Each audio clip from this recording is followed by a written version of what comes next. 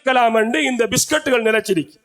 அரச நிறுவனங்களில் இயந்திரங்கள் பழுதானால் அப்படி நீங்க நினைக்கிற மாதிரி பாஷனை கிட்ட கொண்டு போய் இறக்குறல்ல, அதுக்கண்டு பதிவு செய்யப்பட்ட நிறுவனங்கள் இருக்கிறது, அதற்கண்டு நடைமுறைகள் இருக்கிறது. அந்த நடைமுறைகளின் ஊடாகத்தான் வாகனங்களை திருத்த வேண்டும். அதற்கு அதிகாரிகள் இருக்கின்றார்கள், அதற்கு பொருத்தமானவர்கள் இருக்கின்றார்கள், பொறுப்பானவர்கள் இருக்கின்றார்கள். இவையற்றை எல்லாம் மறந்துவிட்டு அக்கறை பற்றி மக்கள் மடையர்கள் என்று நினைத்து இவர்கள் பேச வருகின்றார்கள். ஆனால் ஃபேப்ரிகேட் மிஷின் பழுதாகவே இல்லை. உங்களுக்கு தெரியும், கடந்த மாதம் இங்கே நமது பிரதான வீதியில இருக்கின்ற மின் விளக்குகளை சரி செய்வதற்குரிய உயரமாக பயன்படுத்தப்பட்டது எங்களுடைய ஃபேப்ரிகேட் மிஷின். கிளச் பிளேட் போயிருக்கி, இன்னும் 2-3 நாளால இணக்குவோம் என்று சொல்லி நான் கோல் பண்ணி கேட்டதுக்கு அவங்க சொல்றாங்க. இதுதான் இவங்களோட பிரச்சனை. இப்படி மனோநிலை உள்ளவர்களை தான், அவர்களுக்குத்தான் நாங்கள் ஆட்சியை கொடுக்க போகிறோமா? இல்லை. அவர்களுடைய திருகுதாளங்களை அக்கறை பற்றி மக்கள் நன்கு அறிந்திருக்கின்றார்கள். கடந்த காலங்களில் அதிகாரத்தினை பெறுவதற்கு என்னென்ன பொய்களை சொல்லி எங்களை ஏமாற்றி இந்த மண்ணின் பிரதிநிதித்துவத்தினை கபலீகரம் செய்ததை இப்பொழுது அக்கறை பற்றி மக்கள் உணர்ந்திருக்கிறார்கள். அதற்கு பகரமாக பரிசாக அவர்களை அடியோடு எந்த வட்டாரமும் வெல்லாமல், பட்டியலிலும் வேட்பாளர்கள் வெல்லாமல் செய்ய வேண்டிய பொறுப்பு அக்கறை பற்றி மகனுடைய ஒவ்வொருடைய பொறுப்பு என்பதை நீங்கள் இந்த இடத்திலே உணர்ந்து கொள்ள வேண்டும். அரசு அலுவலகங்களுக்கு வந்து அரச அழுத்தங்களை பிரயோகிக்கின்ற வேலையைத்தான் கடந்த 6 மாதங்களாக செய்கின்றார்கள். எந்த அலுவலகத்திற்கு அவர்கள் செல்லவில்லை, அலுவலகங்களுக்கு சென்று பிழைபிடிக்கின்ற வேலையைத்தான் செய்கின்றார்கள். அலுவலகத்தில் இருக்கின்ற அரசாங்க உத்தியோகத்தர்கள் இவர்களை கண்டால் ஒரு வெறுப்பான மனோநிலையோடு இப்போது இருக்கின்றார்கள். அப்படி மோசமான ஒரு மனோநிலையோடு இருக்கின்றவர்களாக இன்று இந்த மண்ணினுடைய அதிகாரத்தினை பெறுவதற்கு அவர்கள் முயற்சி செய்து கொண்டிருக்கின்றார்கள்.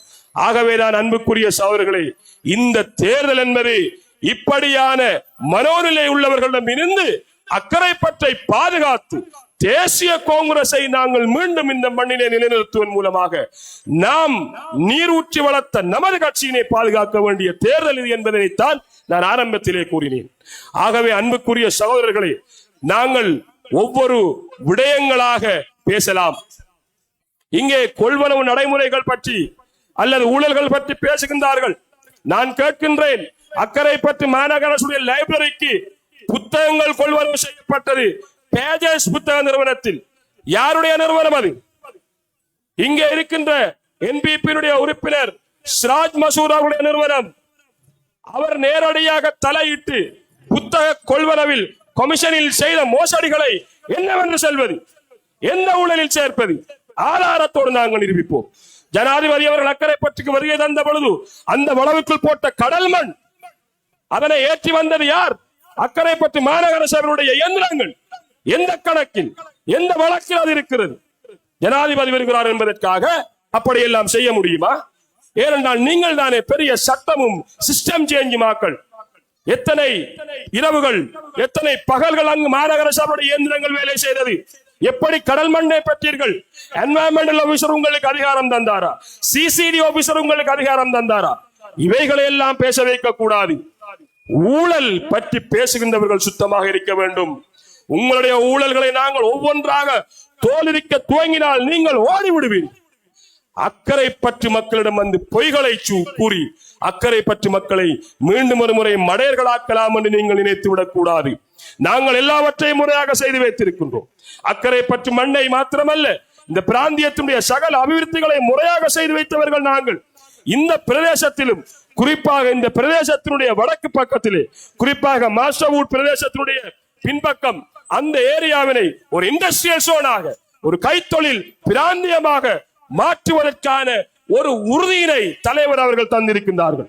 அது மாத்திரமல்ல, அங்கிருக்கின்ற குடியிருப்புகள் தொடர்பான பிரச்சனை, அவற்றை தீர்ப்பதற்கு முறையான ஏர்பன் டெவலப்மென்ட் பிளான், நகர அபிவிருத்தி திட்டத்தினை வரைந்து அதன் மூலமாக நமது மக்களுடைய டென்சிட்டி, அதே நேரம் நமது மக்களுடைய சனத்தொகை அடர்த்தியினை வெகுவாக சரியான முறையிலே திட்டமிட்டு செய்வதற்காக அங்கு அந்த பிரதேசத்தில் எவ்வாறு குடியிருப்புகளை அமைக்க வேண்டும் என்பதற்கான திட்டத்தினை நாங்கள் எதிர்காலத்திலே நடைமுறைப்படுத்தி இருக்கின்றோம். ஆனால் மண் மாஃபியாக்களும் வளவு பிடித்து விற்பவர்களும் செய்த அந்த சில வேலைகளின் காரணமாக நாம் சரியான முறையில திட்டமிட்டு செய்கின்ற அந்த வேலைகளுக்கு இடைஞ்சல்கள் வந்தது. அதனால் தான் தலைவர் அவர்கள் அதனை ஒவ்வொரு முறையும் பேசினார். ஆனால் இப்பொழுது காலம் தணிந்திருக்கின்றது. இன்ஷா அல்லாஹ் அக்கரைப்பற்று மாநகர சபையுடைய அதிகாரத்தினை தேசிய காங்கிரஸ் கைப்பற்றியவுடன் இந்த பிரதேசத்தினை ஒரு இண்டஸ்ட்ரியல் ஜோனாகவும் மக்கள் முறையாக குடியமர்வதற்குரிய வீட்டு தொகுதிகளை நவீன வசதிகளோடு அமைத்து தருவதற்கான ஒரு உறுதியினை நாங்கள் தந்திருக்கின்றோம். எங்களுடைய சகோதரர் பாசித் அவர்கள் தலைவரிடம் கேட்கின்ற விடயம் அது மாத்திரம்தான் என்று நினைக்கின்றேன். தலைவர் வந்ததும் அவர்கள் பேசி அந்த சமூகத்தில் இருக்கின்றவர்களையும் கலந்து ஆலோசித்து அந்த விடயங்களை முன்னெடுக்க இருக்கிறார்கள். இது நமது வேட்பாளர் மூலமாக நமக்கு இன்ஷா அல்லாஹ் கிடைக்க இருக்கின்ற மிகப்பெரிய ஒரு வெற்றி. அவருடைய கோரிக்கையும் அதுதான். ஆகவேதான் இப்படி மக்கள் தொடர்பாக சிந்திக்கின்ற, நமது பிரச்சனைகள் தொடர்பாக சிந்திக்கின்ற வேட்பாளர்களை நாங்கள் நிறுத்தி இருக்கின்றோம். வெறுமனே குறைவான மனநிலை உள்ள, அதே நேரம் கீழ்த்தரமான மனநிலை உள்ளவர்களை நாங்கள் வேட்பாளர்களாக நிறுத்தவில்லை. எப்பொழுதும் சமூகத்துக்காக என்றும் நமது மண்ணுக்காக என்றும் யோசிக்கின்றவர்களை நாங்கள் வேட்பாளர்களாக நிறுத்தியிருக்கின்றோம். அந்த அடிப்படையில் தான் கடந்த காலங்களில் தேசிய காங்கிரஸ் ஒரு பல்வேறுபட்ட திட்டங்களினூடாக நம்மை வாழ வைத்துக் கொண்டிருக்கின்றது. யாரும் அதிலே பிழை காண மாட்டீர்கள். சிறிய சிறிய பிரச்சனைகள், பிழைகள் அல்லது சறுக்கல்கள் இருக்க முடியும். அவற்றை நாங்கள் தாய் பிள்ளைகள் தலைவன் போன்று எல்லோருமே சேர்ந்து பேசி தீர்க்க வேண்டும். அதற்காக அதிகாரத்தை இல்லாமல் செய்கின்ற, கபலீகரம் செய்கின்ற கூட்டத்தோடு நாங்கள் சேர்ந்து இந்த மண்ணினுடைய அதிகாரத்தை இல்லாமல் செய்வதற்காக, தேசிய காங்கிரசினை அழிப்பதற்காக நீங்கள் யாரும் முன்வர மாட்டீர்கள் என்ற நம்பிக்கை எங்களுக்கு இருக்கின்றது. ஆகவே நான் அன்புக்குரிய சகோதரர்களே, இப்படி கீழ்த்தரமான வேலைகளை செய்து குறுகிய மனோநிலை படைத்தவர்கள் இந்த மண்ணினுடைய அதிகாரத்தை இல்லாமல் செய்வதற்காக ஒவ்வொரு நாளும் முயற்சித்துக் கொண்டிருக்கின்றார்கள். அவர்கள் உள்ளம் சுத்தமில்லாதவர்கள், மக்களுடைய வாழ்வியலை பற்றி சிந்திக்காதவர்கள், எப்பொழுதுமே குறைகளை பற்றியே யோசித்துக் கொண்டு இரவு பகலாக நித்திரை இன்றி அலைகின்றவர்கள். அவர்களுக்கு நாங்கள் விடை சொல்ல வேண்டும். தேசிய காங்கிரசும் அதனுடைய தலைமையும் என்றால் என்ன என்பதனை இந்த நாடே அறியும். கை சுத்தமான, எப்பொழுதும் தூர சிந்தனையோடு யோசிக்கின்ற, திட்டங்களை முன்வைக்கின்ற ஒரு கட்சி நமது பிராந்தியத்தில் இருக்குமாக இருந்தால் தேசிய காங்கிரஸ் தான் என்பதனை எல்லோருமே விளங்கி இருக்கின்ற இந்த தருணத்தில், அப்படி அந்த உணர்வுகளோடு பயணிக்கின்ற மக்கள் மத்தியிலே வந்து பொய்களை கூறி வாக்குகளை எடுக்கலாம் என்று நினைக்கின்றார்கள். ஆகவே அன்புக்குரிய சகோதரர்களே, 8:30 ஆகின்றது. 9 மணிக்கு தலைவர் வருவதாக கூறியிருக்கின்றார். எனவே நான் கூறிய விடயங்கள் உங்களுடைய மனச்சாட்சிக்கு சரியான விடயங்களை, நடந்த விடயங்களை, உண்மைகளை, யதார்த்தத்தை, நாம் அனுபவித்துக் கொண்டிருக்கின்ற விடயங்களை தான் முன்வைத்திருக்கின்றேன். ஆக எல்லாவற்றையும் செய்துவிட்டுத்தான் தேசிய காங்கிரஸ் மீண்டும் மக்கள் ஆணையினை கேட்கின்றது. நாங்கள் எல்லாவற்றையும் செய்துவிட்டுத்தான் மக்கள் மன்றத்திலே வந்து நிற்கின்றோம். தொழில்கள் கொடுக்கவில்லையா? நாங்கள் வீதிகளை முறையாக நிர்மாணம் செய்யவில்லையா? சுகாதார துறையிலே நாங்கள் எங்களுக்கு இயலுமானவரை அபிவிருத்திகளை செய்யவில்லையா? பாடசாலைகளிலே மாணவர்கள் நிம்மதியாக படிக்க வேண்டும் என்பதற்காக எங்களால் இயலுமான உட்கட்டமைப்பு வசதிகளை நாங்கள் இந்த மண்ணுக்கு செய்து தரவில்லையா? எதனை நாங்கள் செய்யவில்லை? நாம் யாரும் கேட்கவில்லை தேசிய காங்கிரசிடம் நீங்கள் இவற்றையெல்லாம் எங்களுக்கு செய்தர வேண்டும் என்று. ஒரு தலைவன் மக்களை வாழ வைக்க வேண்டும் என்று எண்ணுகின்ற தலைவன் இந்த மக்களுக்கு என்ன தேவைப்படும் என்பதனை தன்னுடைய தூர திருஷ்டியின் மூலமாக அதனை நிறைவேற்றிவிட்டு மீண்டும் ஆணை கேட்கின்றான். ஒன்று தேசிய காங்கிரஸை வாழ வைப்பதற்கான ஆணை, அடுத்தது இந்த மண்ணிலே எஞ்சி இருக்கின்ற வேலைகளை ஒரு மாநகர சபையுடைய அதிகாரத்தை கொண்டு செய்து முடிப்பதற்கான ஆணை.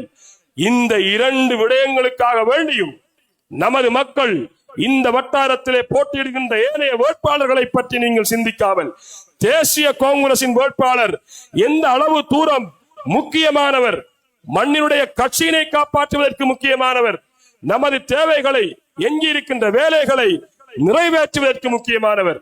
தேசிய காங்கிரசினால் மாத்திரம்தான் வேலைகளை நிறைவேற்ற முடியும். வேலைகள் செய்த அனுபவம் தேசிய காங்கிரசுக்கு மாத்திரம்தான் இருக்கின்றது. களவு பிடிக்கின்ற, பொய் சொல்லுகின்ற அந்த அனுபவம் தான் அவர்களுக்குரியது. அவர்கள் வேலை ஒரு நாளும் செய்ய மாட்டார்கள். இந்த அரசாங்கத்தை பற்றி ஒற்ற வரியில் சொல்லுவதாக இருந்தால் இது பிச்சைக்கார அரசாங்கம் என்பதை நீங்கள் விளங்கிக் கொள்ள வேண்டும். இவர்களால் எந்த திட்டத்தினையும் முறையாக நடைமுறைப்படுத்த முடியாது. கடந்த காலங்களில் சொன்ன பொய்கள் உங்களுக்கு தெரியும். உகண்டாவிலே இருக்கின்ற மஹிந்த ராஜபக்சவின் பணத்தினை நாங்கள் உடனடியாக கொண்டு வரப் போகின்றோம் என்று கூறினார்கள். ஆனால் அங்கிருப்பது உகண்டாவினுடைய பணம், டாலரிலே இலங்கையில் அச்சடிக்கப்பட்டு அங்கு அனுப்பி வைக்கப்பட்ட பணம். அது மஹிந்த ராஜபக்சனுடைய பணம் இல்லை. என்ன கூறுகின்றார்கள்? நாங்கள் அப்படி சொல்லவில்லை என்று கூறியவரே கூறுகின்றார். ஜனாதிபதி என்ன சொன்னார்? அக்கரைப்பற்றுக்கு வந்து நீங்கள் எங்களுடைய வேட்பாளர்களுக்கு வாக்களித்து அதிகாரத்தினை தராவிட்டால் நான் இந்த சபைகளுக்கு பணம் தர மாட்டேன். கான்ஸ்டிடியூஷனலி யாப்பிரீதியாக கண்டிக்கத்தக்க பேச்சு. அதனால் தான் தேர்தல் ஆணையகம் ஜனாதிபதிக்கு சொன்னது, பேசுவதனை உணர்ந்து அவதானமாக பேசுங்கள் என்று கூறியது. அதற்கு பின்னர் அடுத்த பெல்டி அவர் அடிக்கார். நான் அப்படி சொல்லல, களவெடுக்கத்துக்கு காசு தரமாடன் அவர பெல்டி இதானவிய காலையில் ஒன்று பேசுவாங்க, பின்னரம் சிக்கல் வரக்கூட நாங்க அப்படி செல்லல என்று மாறுகின்ற நயவஞ்சகத்தனமானவர்கள் இவர்கள்.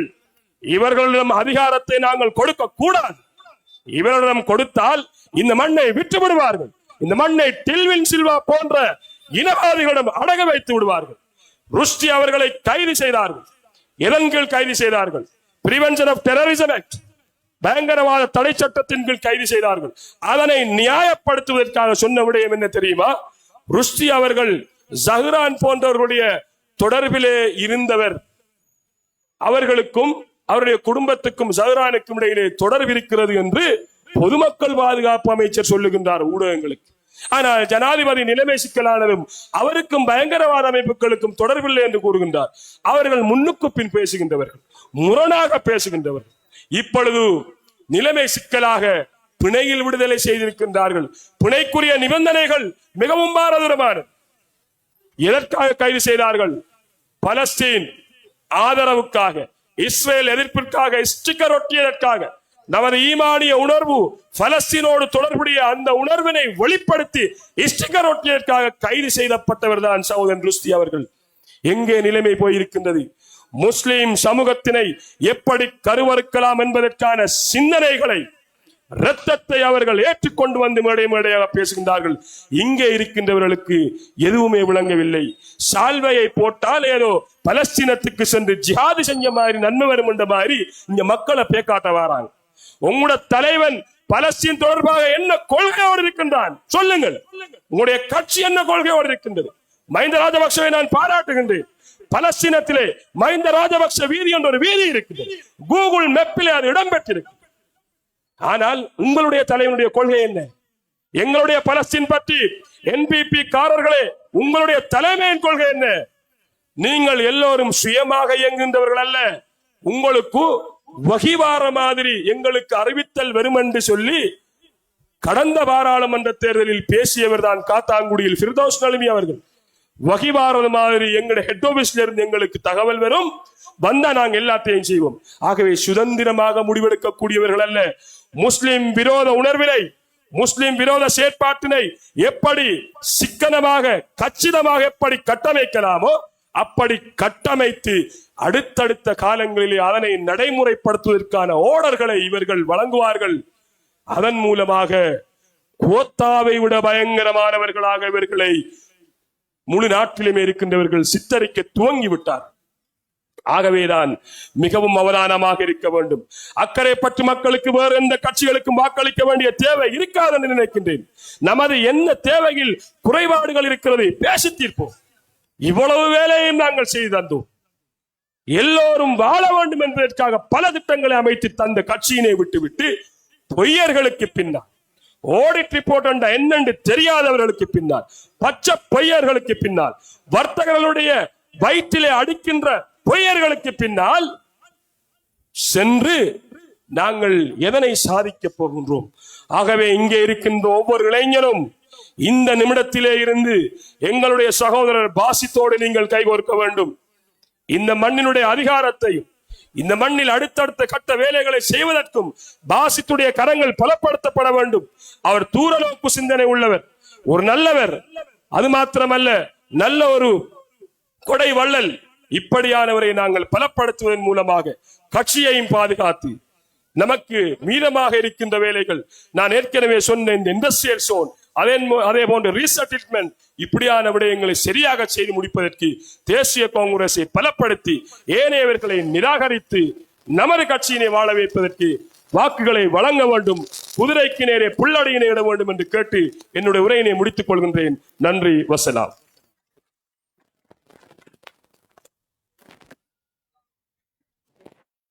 இதுவரைக்கும் உரை நிகழ்த்தியவர் தேசிய காங்கிரசின் மேலதிக கொள்கை பரப்பு செயலாளர் அன்புக்குரிய பிஸ்ரீன் அவர்களுக்கு நன்றிகளை தெரிவித்துக் கொண்டோம். இனி தேர்தல் பிரச்சார கூட்ட நிகழ்விலே அடுத்து உரை நிகழ்த்த நாம் அழைப்பது நமது தேசிய காங்கிரசின் பிரச்சாரர்களில் ஒருவர் ஆசிரியர் சாஜித் அவர்களை அன்போடு மேடைக்கு அழைக்கின்றேன்.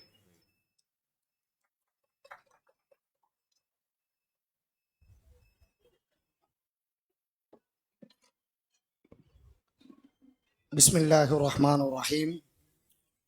அளவற்ற அருளாளனும் நிகரற்ற அன்புடையவனுமாகிய வல்லநாயகன் அல்லாஹு தாலாவை போற்றி புகழ்ந்தவனாகவும் அவனுடைய தூதர் கண்மணி நாயகம் ஸல்லல்லாஹு அலைஹி வஸல்லம் அவர்கள் மீது ஸலவாத் உரைத்தவனாகவும் நேர சுருக்கம் கருதி மேடையிலே வீற்றிருக்கின்ற இந்நிகழ்வின் தலைமை இவ்வட்டாரத்தினுடைய வெற்றி வேட்பாளர் அனைவரையும் நினைத்து கொண்டவனாகவும் விழித்து கொண்டவனாகவும் குறிப்பாக இந்த வட்டாரத்தில் மறக்க முடியாத ஒரு நபர், அவருடைய பெயரை சொல்லி என்னுடைய பேச்சை ஆரம்பிக்க வேண்டும் என நான் நினைத்தேன்.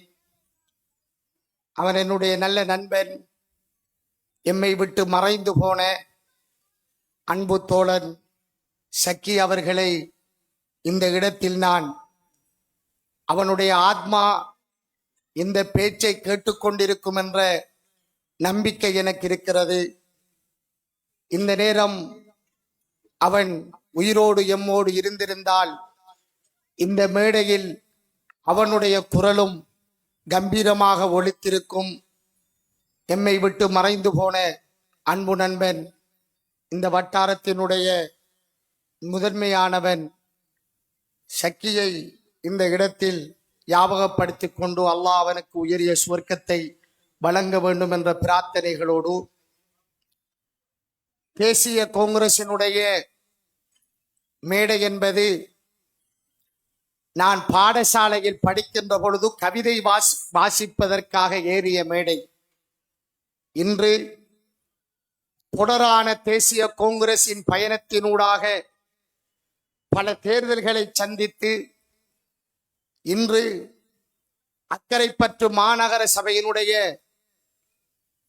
உள்ளூராட்சி மன்ற தேர்தலுக்காக உங்கள் முன் பேசுவதற்கு வாய்ப்பளித்த அந்த நாயகனை நான் எப்பொழுதும் வாழ்த்துகிறேன்.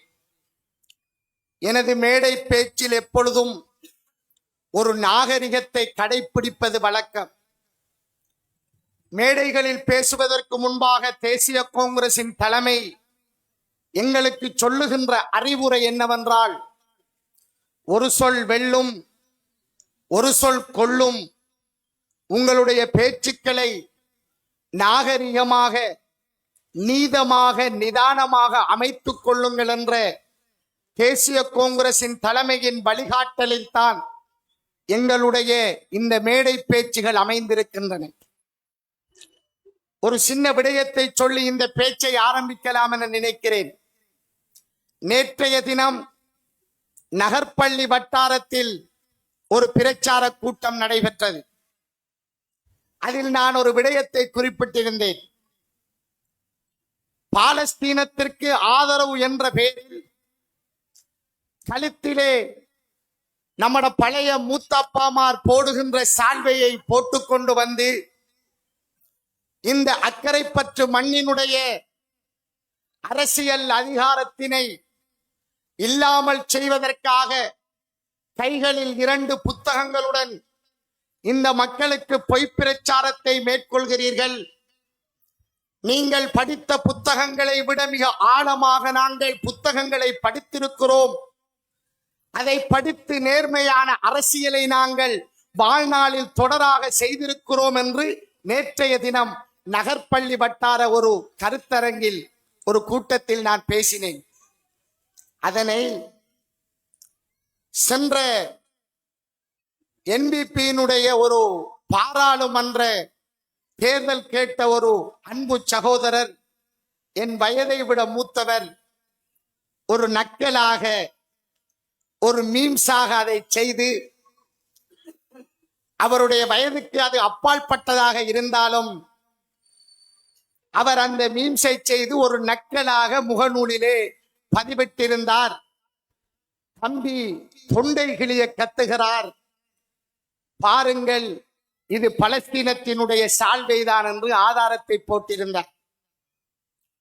அவருக்கு என்னுடைய மனமார்ந்த நன்றிகள். ஏனென்றால் வயசுக்கு ஒரு நன்றி, உங்கள் அரசியல் அறிவுக்கு ஒரு நன்றி, பாராளுமன்ற தேர்தல் கேட்டதற்காக நன்றி அல்ல, அக்கறை பற்று மண்ணிலிருந்து ஒரு பாராளுமன்ற பிரதிநிதித்துவத்தை இல்லாமல் செய்வதற்கு, இந்த மண்ணை அனாதையாக்குவதற்கு சென்ற தேர்தல்களில் நீங்கள் களமிறங்கி இந்த மண் போராடி பெற்றுக்கொண்ட பாராளுமன்ற பிரதிநிதித்துவம் எனும் அதிகாரத்தை இந்த மக்களை பொய்யான முறையில் வழிகாட்டி இந்த மண்ணை அரசியல் அனாதையாக்கியதற்காக மறுமையில் நீங்கள் பதில் சொல்ல வேண்டும் என்பதை இந்த இடத்தில் நீங்கள் மறந்துவிடக் கூடாது என்கின்ற ஒரே ஒரு விடயத்தை மாத்திரம் இவ்விடத்தில் நான் அவருக்கு சொல்லிக் கொள்கிறேன். நக்கல் நையாண்டிகளால் எதையும் சாதித்து விடப் போவதில்லை. நீங்கள் சாதித்ததெல்லாம் இந்த மண்ணை அனாதையாக்கியதுதான். 88 வாக்குகளால் ஒரு பாராளுமன்ற பிரதிநிதித்துவத்தை இழந்துவிட்டு இந்த மண் அனாதையாக இருப்பது குறித்து இங்கிருக்கின்ற இளைஞர்கள் அனைவரும் அவர்களை நோக்கி விரல் நீட்டி கேள்வி கேட்க வேண்டிய ஒரு சந்தர்ப்பம் என்பதை இங்கிருக்கின்ற இளைஞர்கள், புது வாக்காளர்கள் மறந்துவிடக் கூடாது. சால்வை போட்டுக்கொண்டு அரபியர்கள் போடுவார்கள், நாங்க செல்லுவோம் சால்வைக்கு விளக்கம், நுனி பெருக்கும் படிச்சிருக்கம், அப்படித்தான் மேடைகளில் ஏறி பேசுவதற்கு கற்றிருக்கிறோம், எங்களுக்கும் பேச தெரியும். இதைவிட மிக அதிகமாக நக்கல் நையாண்டி பண்ணுவதற்கு எங்களுடைய பண்பாடும் எங்களுடைய செயற்பாடும் மறுக்கிறது. அது மிக இலகுவான காரியம். ஒருவரை நக்கல் நையாண்டி செய்வது மிக இலகுவான காரியம். ஆனால் அது அரசியலில் தர்மம் அல்ல. அரபியர்கள், சவுதியில் இருப்பவர்கள், கத்தாரில் இருப்பவர்கள் எல்லோரும் தோளிலே ஒரு சால்வையை போட்டுக் கொள்வது வழக்கம். பலஸ்தீனியர்களும் அந்த சால்வையை போடுகிறார்கள் வழக்கம்.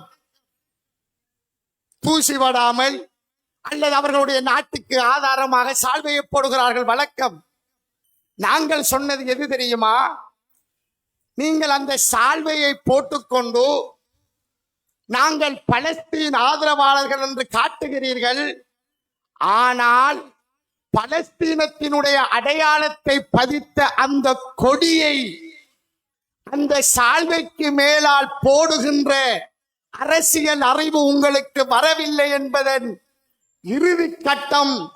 உங்களுடைய பயம் என்னவென்றால், அந்த பலஸ்தீனுடைய அந்த கொடியை போட்டுவிட்டால் பயங்கரவாத தடை சட்டத்தின் கீழ் நீங்களும் போய்விடுவீர்கள் என்ற பயமா?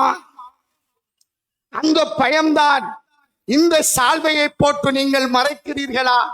இதுதான் எங்களுடைய கேள்வியாக இருந்தது. அதனை மாறி விளங்கி விட்டார்கள். அக்கறை பற்று மண்ணினுடைய இளைஞர்களே, ஒரே ஒரு விடயத்தை நன்கு ஞாபகம் வைத்துக் கொள்ளுங்கள். தாய்மார்களே, சகோதரிகளே, ஒரே ஒரு விடயத்தை ஞாபகம் வைத்துக் கொள்ளுங்கள். மாநகர சபை தேர்தல் நடக்கிறது என்பதுதான் உங்களுக்கு தெரியும். இந்த மாநகரத்தை உருவாக்கியவன் யார் என்கின்ற வரலாறு அரசியல் அறிவில் மிக முக்கியமானது. வைத்தியசாலை ஒன்று இருக்கிறது என்பதுதான் தெரியும். இந்த வைத்தியசாலை எல்லோரும் பயன்படக்கூடிய ஒரு அபிவிருத்தியின் தலைமையான வைத்தியசாலை என்பதை உருவாக்கியவன் யார் என்பதுதான் அரசியலில் தர்மம். பஸ் தரிப்பிடம் இருப்பது நமக்கு தெரியும். அந்த பஸ் தரிப்பிடத்தை பயங்கரவாத சூழ்நிலையில் எமக்கான நிலத்தை மீட்டு எடுத்து அது நமது அடையாளம் என அதை ஒரு பரப்பிற்குள் கொண்டு வந்து உருவாக்கிய தலைவன் யார் என்பதை ஆராய்கின்ற பொழுதுதான் அரசியல் தர்மம் விளங்கும். எமது மாணவர்கள் பஸ்களில் ஏறி எங்கெங்கோ சென்று கல்வியை கற்ற பொழுது எமது காலடியில் தொழில்நுட்ப கல்லூரி வந்து இருப்பது மட்டும்தான் இளைஞனே உனக்கு தெரியும். அந்த தொழில்நுட்ப கல்லூரி உருவான வரலாறு அதை யார் இங்கு கொண்டு வந்தார், அதனால் நாம் பெற்ற பயன் என்ன என அறிவதுதான் அரசியல் தர்மம்.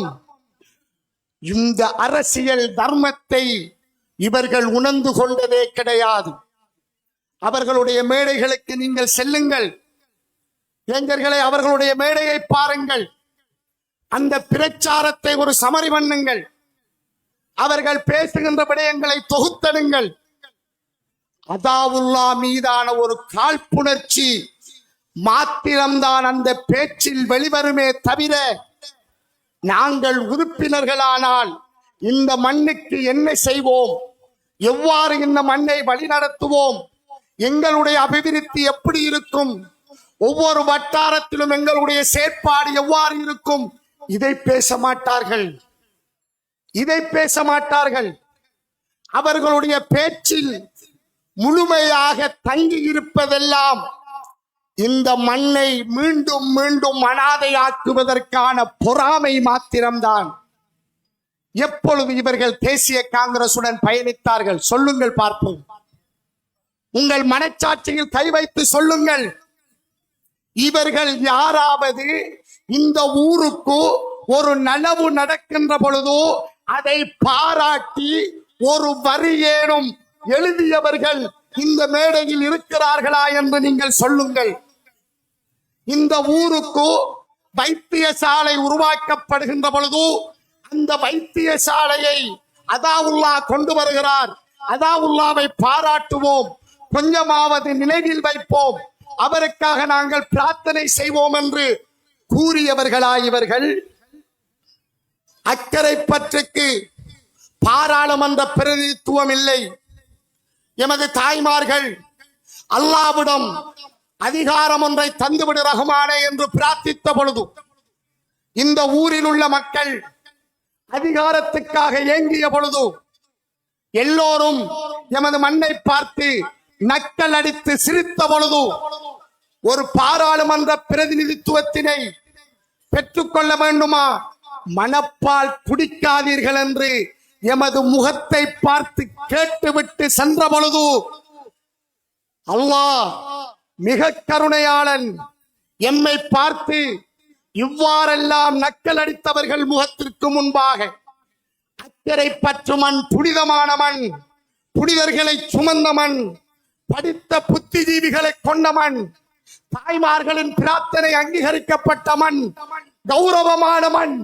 இந்த மண் ஒரு மனிதன் உயிர் வாழ்வதற்கு பொருத்தமான ஊர், ஒரு மனிதனை வாழ வைக்கின்ற ஊர், அக்கறையும் பற்றும் கொண்ட ஊர். இந்த ஊரை நான் கௌரவப்படுத்துகிறேன் என்று தசாப்தங்களாக அமைச்சரவை அந்தஸ்துள்ள அமைச்சனாக அதாவுல்லாவை அல்லாஹ் இந்த மண்ணிலே அவருக்கான கௌரவத்தை கொடுத்த பொழுது இவர்கள் யாராவது ஒரு பாராளுமன்ற பிரதிநிதித்துவம் கிடைத்து விட்டதென எம்மை வாழ்த்தினார்களா? அக்கறை பற்று மக்களே, இந்த மண்ணினுடைய நலவுகளில் ஒரு போதும் இவர்கள் இருந்ததில்லை. இந்த மண்ணுக்கு ஏதாவது நலவு நடக்கின்ற பொழுது இவர்கள் எம்மை எதிர்த்தார்களே தவிர எம்மோடு இவர்கள் பயணித்த வரலாறு இல்லை. இதுதான் அக்கறை பற்றின் வரலாறு.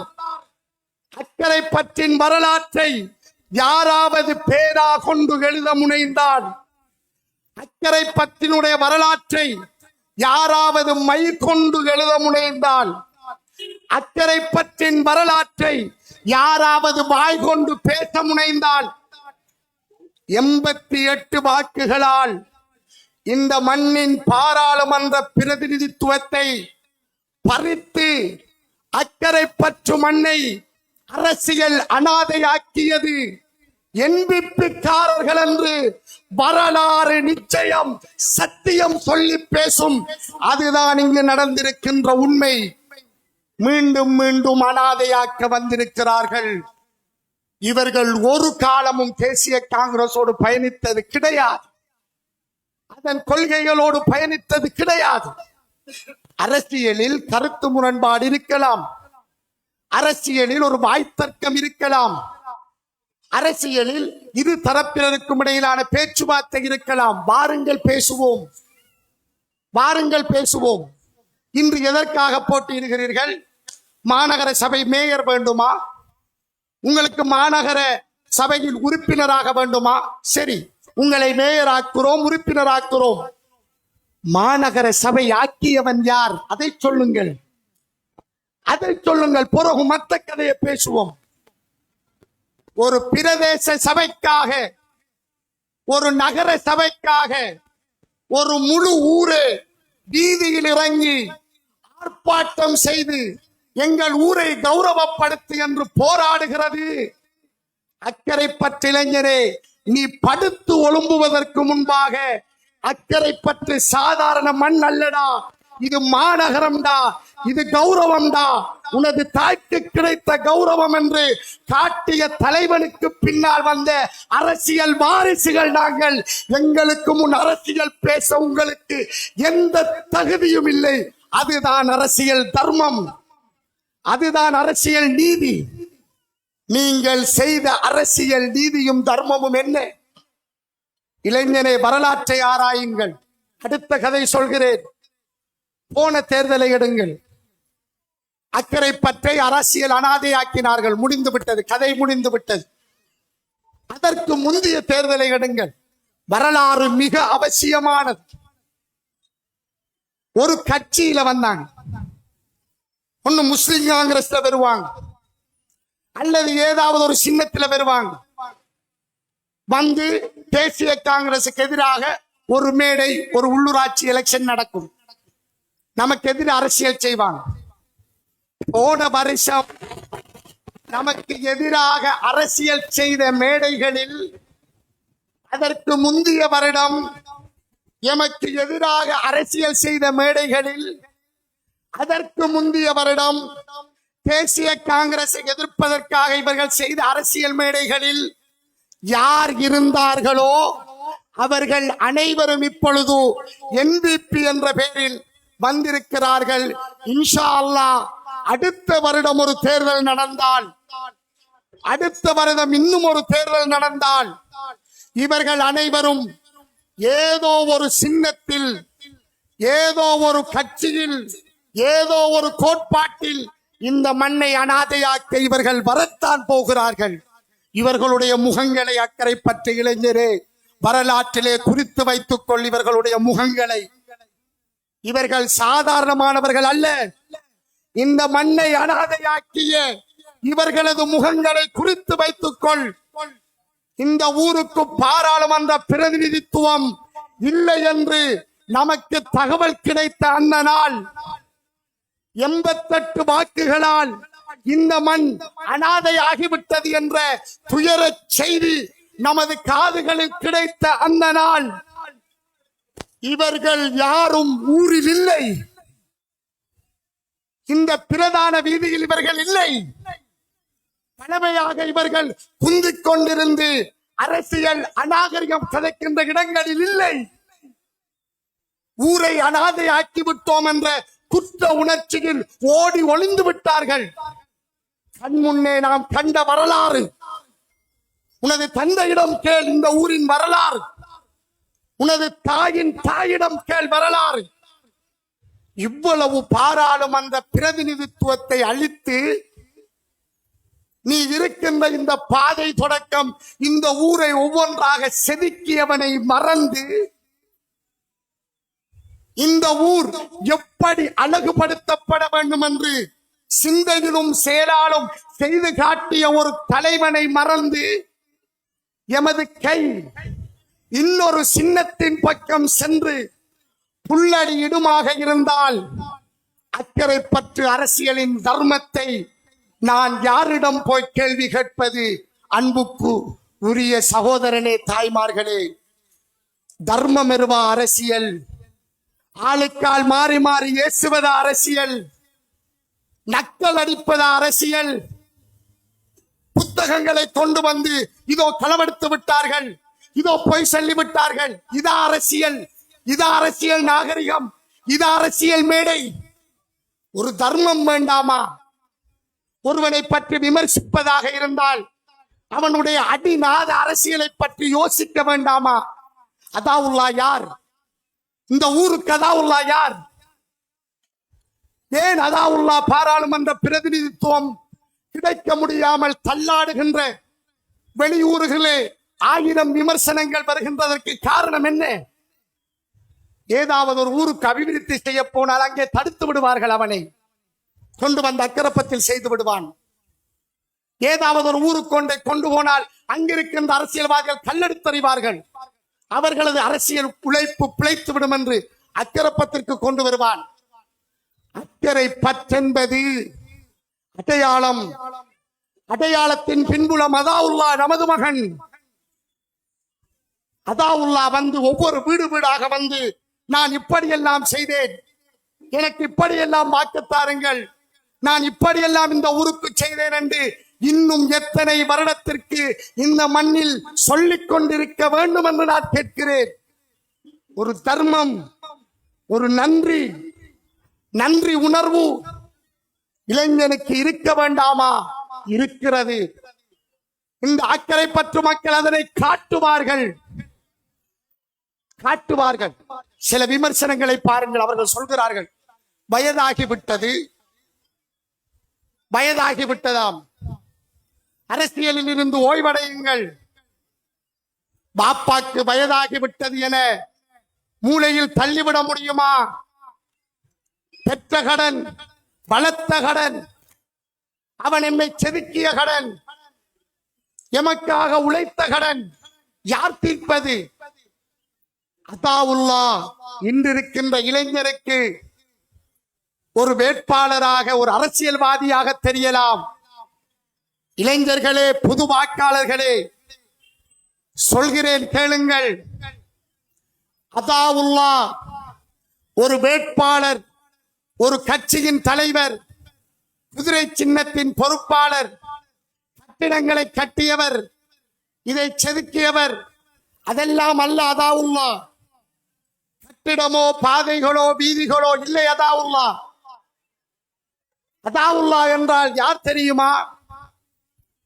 அதாவுல்லா என்ற ஒரு நாமத்துக்கு பின்னால் இருக்கின்ற வரலாற்று தகவல் தெரியுமா? அது அக்கறை பற்று மக்களின் கண்ணீர் தான், அக்கறை பற்று தாய்மார்களின் பிரார்த்தனை தான், அக்கறை பற்று மக்களினுடைய தேடல் தான்.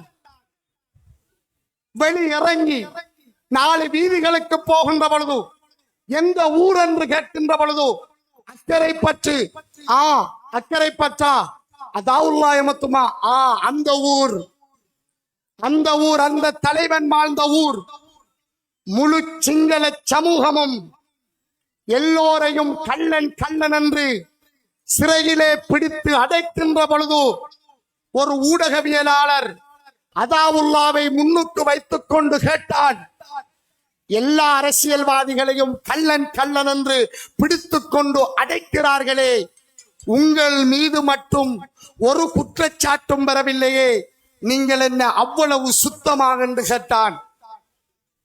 ஊடகவியலாளர் கேட்டான், நீங்கள் அவ்வளவு சுத்தமா என்று கேட்டான்.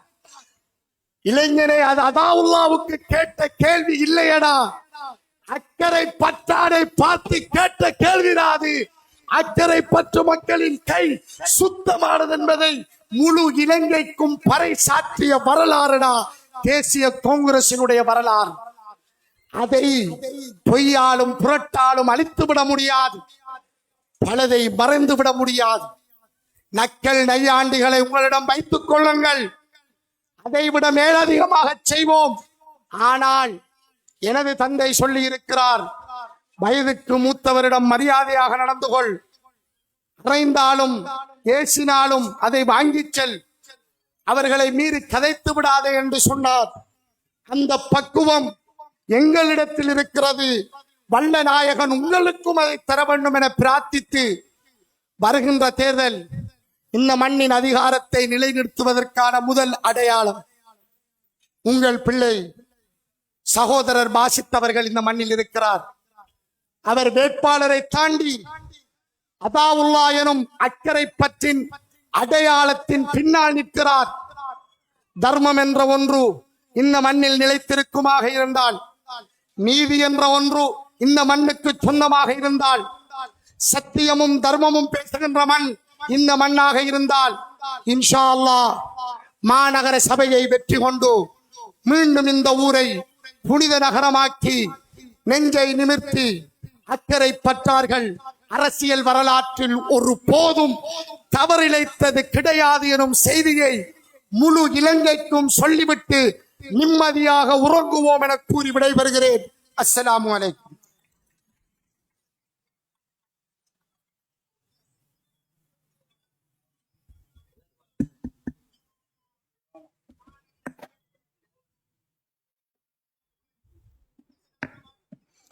இதுவரைக்கும் உரை நிகழ்த்திய ஆசிரியர் சாஜித் அவர்களுக்கு நன்றிகளை தெரிவித்துக் கொண்டோம்.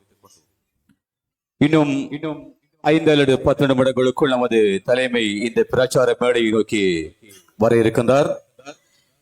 தேசிய காங்கிரசின் தேர்தல் பிரச்சார கூட்ட நிகழ்வுகள் புதுப்பள்ளி வட்டாரத்திலே நடைபெற்றுக் கொண்டிருக்கிறது. நமது அன்பு சகோதரர், நமது சமூக செயற்பாட்டாளர், நமது வேட்பாளர் AS அப்துல் பாசித் அவர்கள் ஆதரித்து நடைபெற்றுக் கொண்டிருக்கின்ற கூட்ட நிகழ்வில் அடுத்து உரை நிகழ்த்த நாம் அழைப்பது இன்றைய விழா மேடையின் நாயகன், இந்த வட்டாரத்தினுடைய அன்பு வேட்பாளர், வெற்றி வேட்பாளர் பாசித் அவர்களை ஒரு சில வார்த்தைகள் பேசுமாறு அன்போடு மேடைக்கு அழைக்கின்றேன்.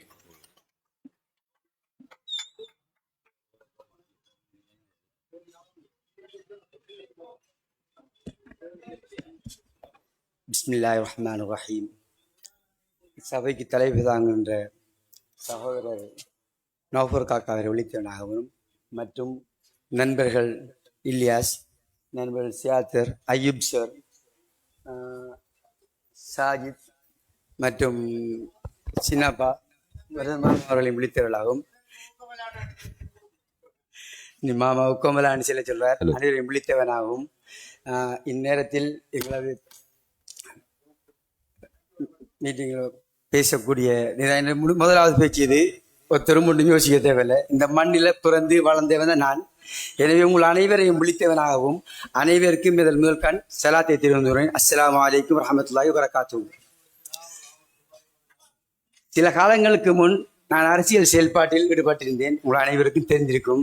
வேறொரு கட்சியில் அந்த நேரம் எமது அக்கறையூர் மண் அதிகாரத்தில் இல்லாத பாராளுமன்றம் செல்லவில்லை. அவர் ஏதாவது ஒன்று செய்ய வேண்டும் என்ற ஒரு எண்ணம் என்ற அடிமானில் ஏற்பட்டது. மற்றது நண்பர்களும் அவ்வாறு இணைந்திருந்தார்கள். அவர்களுடன் இணைந்து அப்படி ஒரு அதிகாரத்தை தேடிச் சென்றிருந்தேன். ஆனால் அதன் மூலம் சில ஒரு அதாவுல்லா சேருடன் ஒப்பிடும் போது ஒரு கடுகளவு ஒன்றும் செல்ல முடியாது. அப்படியான ஒரு சில வேளையை அவர்களின் அதிகாரத்தின் மூலம் நம்முடைய ஊருக்கு பெற்றுக் கொடுத்திருந்தேன். அதே நேரம் எங்களுடைய தனிப்பட்ட அது ஏதோ அதையும் செய்து கொண்டிருந்தேன். அது என்னென்ன விடயங்கள் என்று செஞ்ச சேவையை செய்யக்கூடிய அளவுக்கு அதாவது ஒன்றும் இல்லை. ஆனால் அரசியலில் இருந்து ஒதுங்கி இருந்தேன். இந்த முறை எமது தலைமை கட்டாயம் இந்த வட்டாரத்தில் நீதான் கேட்க வேண்டும் என்று கட்டாயப்படுத்தினார். 2-3 தடவை என்னை கட்டாயப்படுத்தியதன் காரணமாக நான் இந்த களத்தில் இறங்கினேன். அரசியலுக்காக அல்ல, எனக்கு மறு தேவைப்பாடும் அல்லாஹ் தலை வைக்கவில்லை. ஆனால் எமது மக்கள் சில பிரச்சனைகள் இருந்தது. அதை நிவர்த்தி செய்யக்கூடிய ஒரே ஒரு தலைமை எமது தலைமை மூலம் மட்டுமே முடியும். என்றால் நம்ம ஒவ்வொரு ஊராக நான் நிறைய இலங்கையில் இருக்கிற அனைத்து ஊருக்கும் போயிருக்கேன்.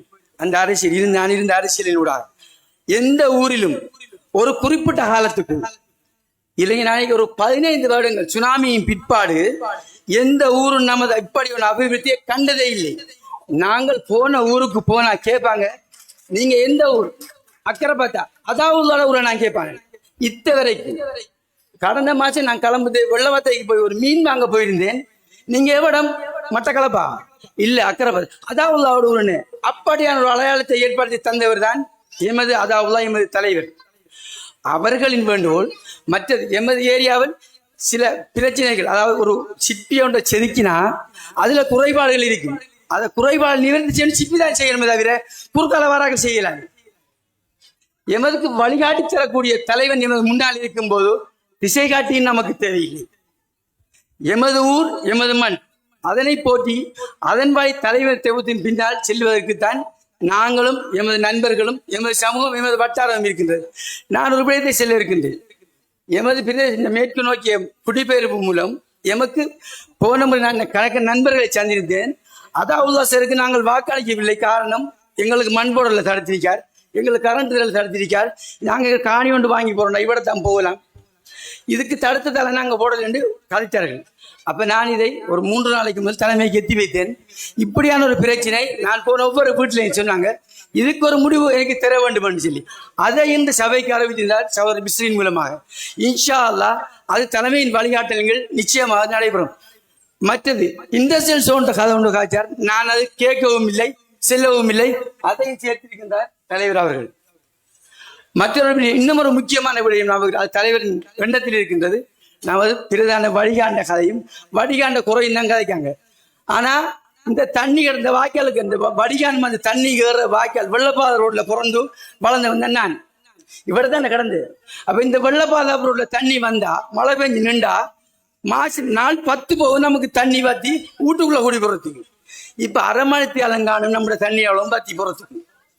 அப்ப இவ்வளவு மட்டும் செஞ்சிருக்க கூட நன்றி கட்டடத்தனமான பேச்சுக்களும் நன்றி கட்டடத்தனமான செயல்களும் நம் சமூகம், நம்முடைய ஊர், நம்முடைய வட்டாரம் செய்ய மாட்டா என்பதில் 100% முரண்பாட்டுடன் நான் இருக்கின்றேன். இன்ஷா அல்லாஹ் வருகின்ற தேர்தலில் நாம குதிரை சின்னத்தில், அது நம்முடைய வட்டாரத்தில், நம்முடைய வட்டாரம் குதிரை தான் என்கிறது அடிக்கடி நாம காட்டிக்கொள்றோம். அதாவது தான் குதிரைக்குத்தான் என்று காட்டக்கூடிய மற்றது, அதாவது குதிரைக்கு வாக்குகளை கூடுதலாக கொடுக்கக்கூடிய வட்டாரமும் எமது வட்டாரம் தான். இதனை உருவாக்கி வைத்திருந்தார் எமது மச்சினன் அஸ்மியா அவர்களும் கூடுதலான பங்களிப்பு செய்திருக்கிறார். அவருடைய பின்தொடர்களின் தலைவர் அவர்களின் வேண்டுகோளுக்கும் இல்லைங்கத்தான் இதுல களமுறைகிறேன். வேற எந்த விதமான இதுவும் இல்லை. ஏதாவது குறை நிர்வாகம் இருந்தால் நாம நம்முடைய தலைமைத்துடன் பேசித்தான் செய்யலாம். சும்மா குறுக்கால வந்துக்கிட்டு நாங்கள் அவர் அப்படி போலா செஞ்சார், இப்படி போலா செஞ்சார் சொல்வதற்கு இல்லை. இன்னும் ஒரு முக்கியமான விஷயம் சொல்ல வேண்டும். ஒரு பாதை அபிவிருத்திக்காக தலைவர் அதிகாரத்தில் இல்லாத நேரம் ஒரு பாதை, 2 பாதை தேவைப்பட்டிருந்துச்சு எங்களுக்கு. நூர்த்தின் ஓடாவியர் ரோட்டும் நம்முடைய சபீஸ்வரர் ரோட்டும், இது 2 பாதையும் கடுமோசமான அந்நேரம் தலைவர் அதிகாரத்தில் இல்லை, பாராளுமன்றத்தில் இல்லை, மாநகர சபையில் இல்லை. 2 வாரம் மாநகர சபை ஒத்தி வைக்கப்பட்ட நேரம். அந்த 2 பாதையையும் எடுக்கிறதுக்காக இந்த சொந்த பணத்தில் அந்த பாதையில் அரவாசி காய்ச்சல் வளர்ச்சிருப்பேன். இந்த பாதைக்காக சொந்த பணத்தில் அரவாய்ச்சல் வளர்ச்சிருப்பேன். செலவழிச்சு அந்த பாதை 2 கொண்டு வந்தோம். அந்த பாதைகளுக்கு எந்த இடையூறும் இல்லை, அவளுக்கு போட்டு வீட்டு ரோட்டும் மற்ற காதரோட ரோட்டை வந்து போடணும். அந்த நேரம் காதர் ரோட்ல கான் காட்ட வண்டி இருக்கிறதால அதுல போட வேண்டாம் வண்டி சொல்லிப்பட்டு வேற ரோட்டை போட்டுருந்தோம். அதே நேரம் அஸ்ராக் எஸ்டிசி மீட்டிங்ல எங்களுக்கு கிரவுண்ட் ஒரு அபிவிருத்தி செய்ய வேண்டிய நிலைப்பாடு இந்த ஆட்சி வாரத்துக்கு ஒரு 2 மந்த்துக்கு முதல். அப்ப அதே நேரம் இந்த அபிவிருத்தி செய்ய வேண்டும் என்று சொல்லி பேசும்போது எஸ்டிசியில இருந்த பியாஸ், நான் இன்னும் 2-3 தோழர்கள் இருந்தோம். அப்ப சேருகிட்ட செல்லுவோம் என்று சொன்ன உடனே சேர்கிட்ட செல்லி ஒரு 1 வீக் போல 10 மில்லியன் 1 கோடி ரூபாய் காசி அந்த பாடசாலைக்கு ஒதுக்கி இருந்தார். இப்படியான ஒரு பணத்தை பெறறதுக்கு எங்களுடைய சொந்த பணத்துல நிறைய காசுகள் செலவழிச்சிருக்கோம். அந்த ஒரு முடிவு எடுத்து நாமே இந்த தலைவருக்கு போறால நாம நிக்காமல் கூட்டம் ஒரு மனவர்த்தம் வந்துச்சு. அல்லாஹ் தன் சந்தர்ப்பத்தை எடுத்து தந்தான். அப்படியான நிலைப்பாடு இல்லாமல் இன்ஷா அல்லாஹ் இந்த வட்டாரத்தை வெல்லுவதற்கு பூரண அதிகாரத்தையும் பூரண சம்மதத்தையும் உங்களோட வாக்குகள் அளிப்பதன் மூலம் நாளையும் தலைவர் வந்துட்டார் நினைக்கிறேன். நான் இன்ஷா அல்லாஹ் தலைவரும் பேச வேண்டி இருக்கிறதால அவரை வரவேற்பதற்கு நான் மாவட்டத்தில் சென்றால் நல்லபடி நினைக்கிறேன். எனவே உங்களுடைய ஆதரவுகளை தந்து உதவுமாறு மிகவும் பணிவுடனும் தாழ்மையுடன் கேட்டுக்கொள்கின்றேன். அஸ்ஸலாமு அலைக்கும். அஸ்ஸலாமு அலைக்கும் வரஹ்மத்துல்லாஹி வபரகாத்துஹு.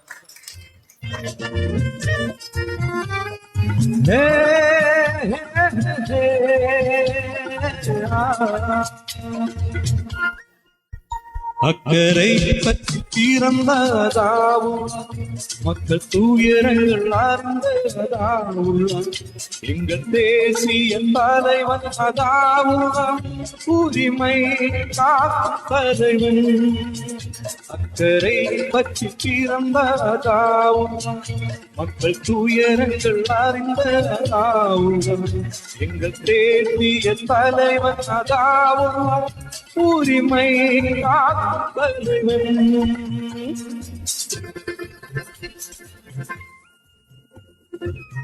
நாம் எதிர்பார்த்திருந்த நமது தேசிய தலைமை இப்போது மேடையை நோக்கி வந்து கொண்டிருக்கின்றார். அவரை இந்த வட்டார மக்கள் சார்பாக அன்போடு வரவேற்றுக் கொள்கின்றோம். வீதிகள் திருத்தி வெளிச்சங்கள் போட்டு ஊரதை மாற்றி உயர்ந்திட செய்து வீதிகள் திருத்தி வெளிச்சங்கள் போட்டு ஊரதை மாற்றி உயர்ந்திட செய்து இந்த சமூகத்தின் தலைவிதி மாற்றினாய். அக்கறை பற்றி பிறந்த ஆவம் மற்ற துயரங்கள் அறிந்த அதாவும் எங்கள் தேசிய தலைவர் அதாவும்.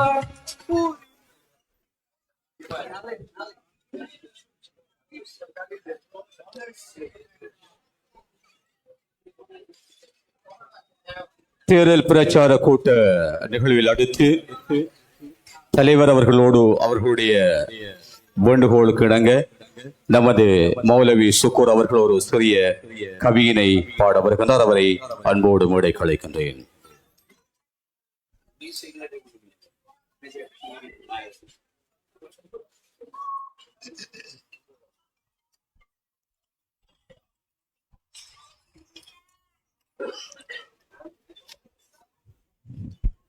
அனைவருக்கும் அஸ்ஸலாமு அலைக்கும் வரஹ்மத்துல்லாஹி வபரகாத்துஹு.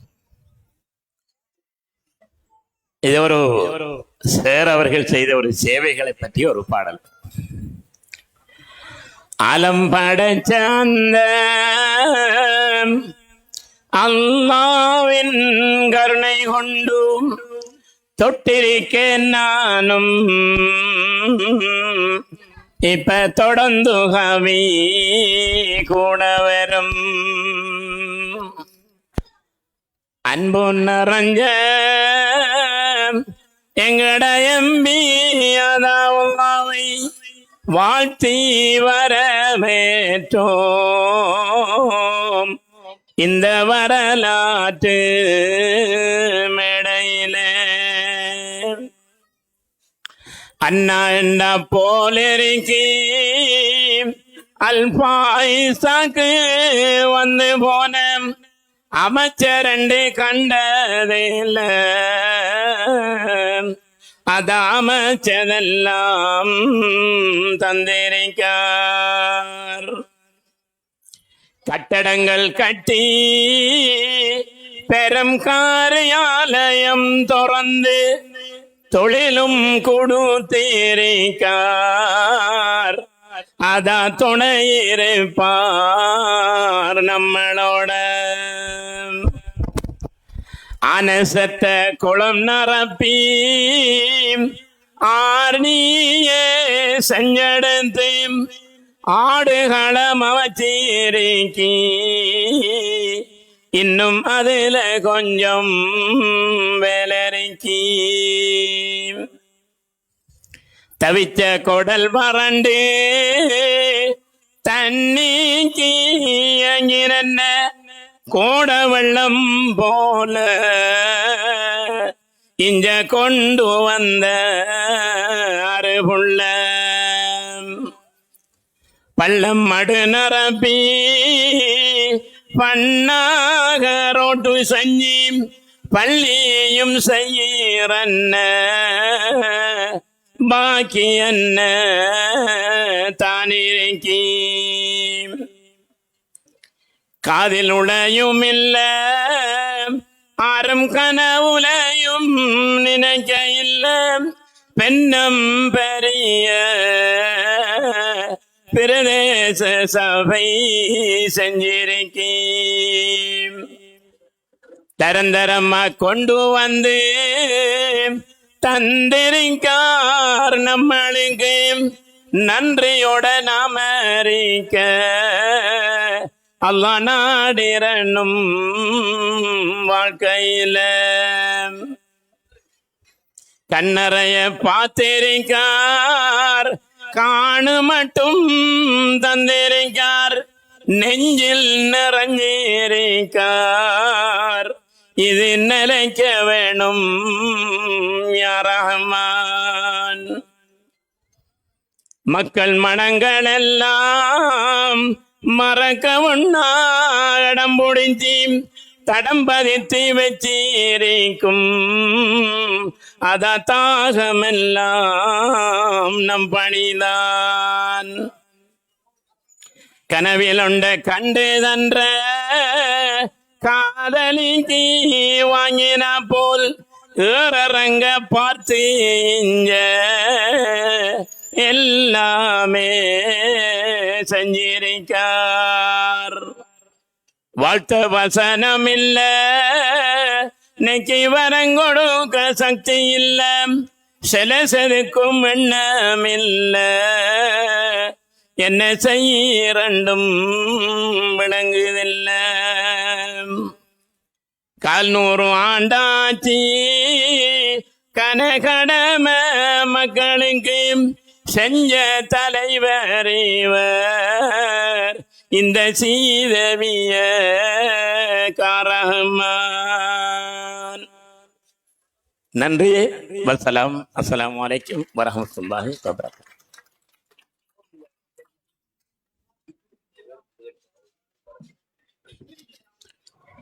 நன்றி. தயவு செய்து நமது பொதுமக்கள் இந்த பிரதான சாலைக்கு வழிவிட்டு போக்குவரத்திற்கு உங்களுடைய பொறுமதியான ஒத்துழைப்புகளை வழங்குமாறும், பாதுகாப்பு படையினருக்கு நீங்கள் உங்களுடைய பொறுமதியான ஒத்துழைப்புகளை வழங்கி போக்குவரத்தை தடை செய்யாது இந்த கூட்டத்தினை கண்டுகளிக்குமாறு உங்களை அன்போடு தேசிய காங்கிரஸ் வேண்டிக் கொள்கின்றது. இங்கு தலை நிமிர்த்தி நடக்கும் தகுதி உனக்கு மாத்திரம்தான் உள்ளது. இங்கு தலை நிமிர்த்தி நடக்கும் தகுதி உனக்கு மாத்திரம் தான் உள்ளது.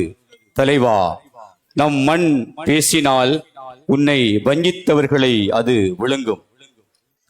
கள்வர் பிடிக்கும் கயவர் கூட்டம் குறைபிடித்து கரை படிந்து குரங்காகட்டும். நம் குதிரை என்றும் தெரிந்தால் அதற்காகவே அது தானாகவே செத்துவிடும். நீ நடந்ததை கண்டு பயந்த எட்டப்பர்களும் நக்குண்ணிகளும் புழுகி மேளம் கொட்டட்டும். தலைவா, உன்னை அன்போடு வேடை கலைக்கின்றேன். இன்றைய கூட்ட நிகழ்வின் தலைவர், தேசிய காங்கிரசின் தேசிய தலைமை, நமது அன்புக்குரிய முன்னாள் அமைச்சர் கௌரவ ஜே.எல். மாத்தாவுல் அவர்களை உங்களுடைய பலத்த கரகோஷத்துக்கு மத்தியிலே அன்போடு மேடை கலைக்கின்றேன்.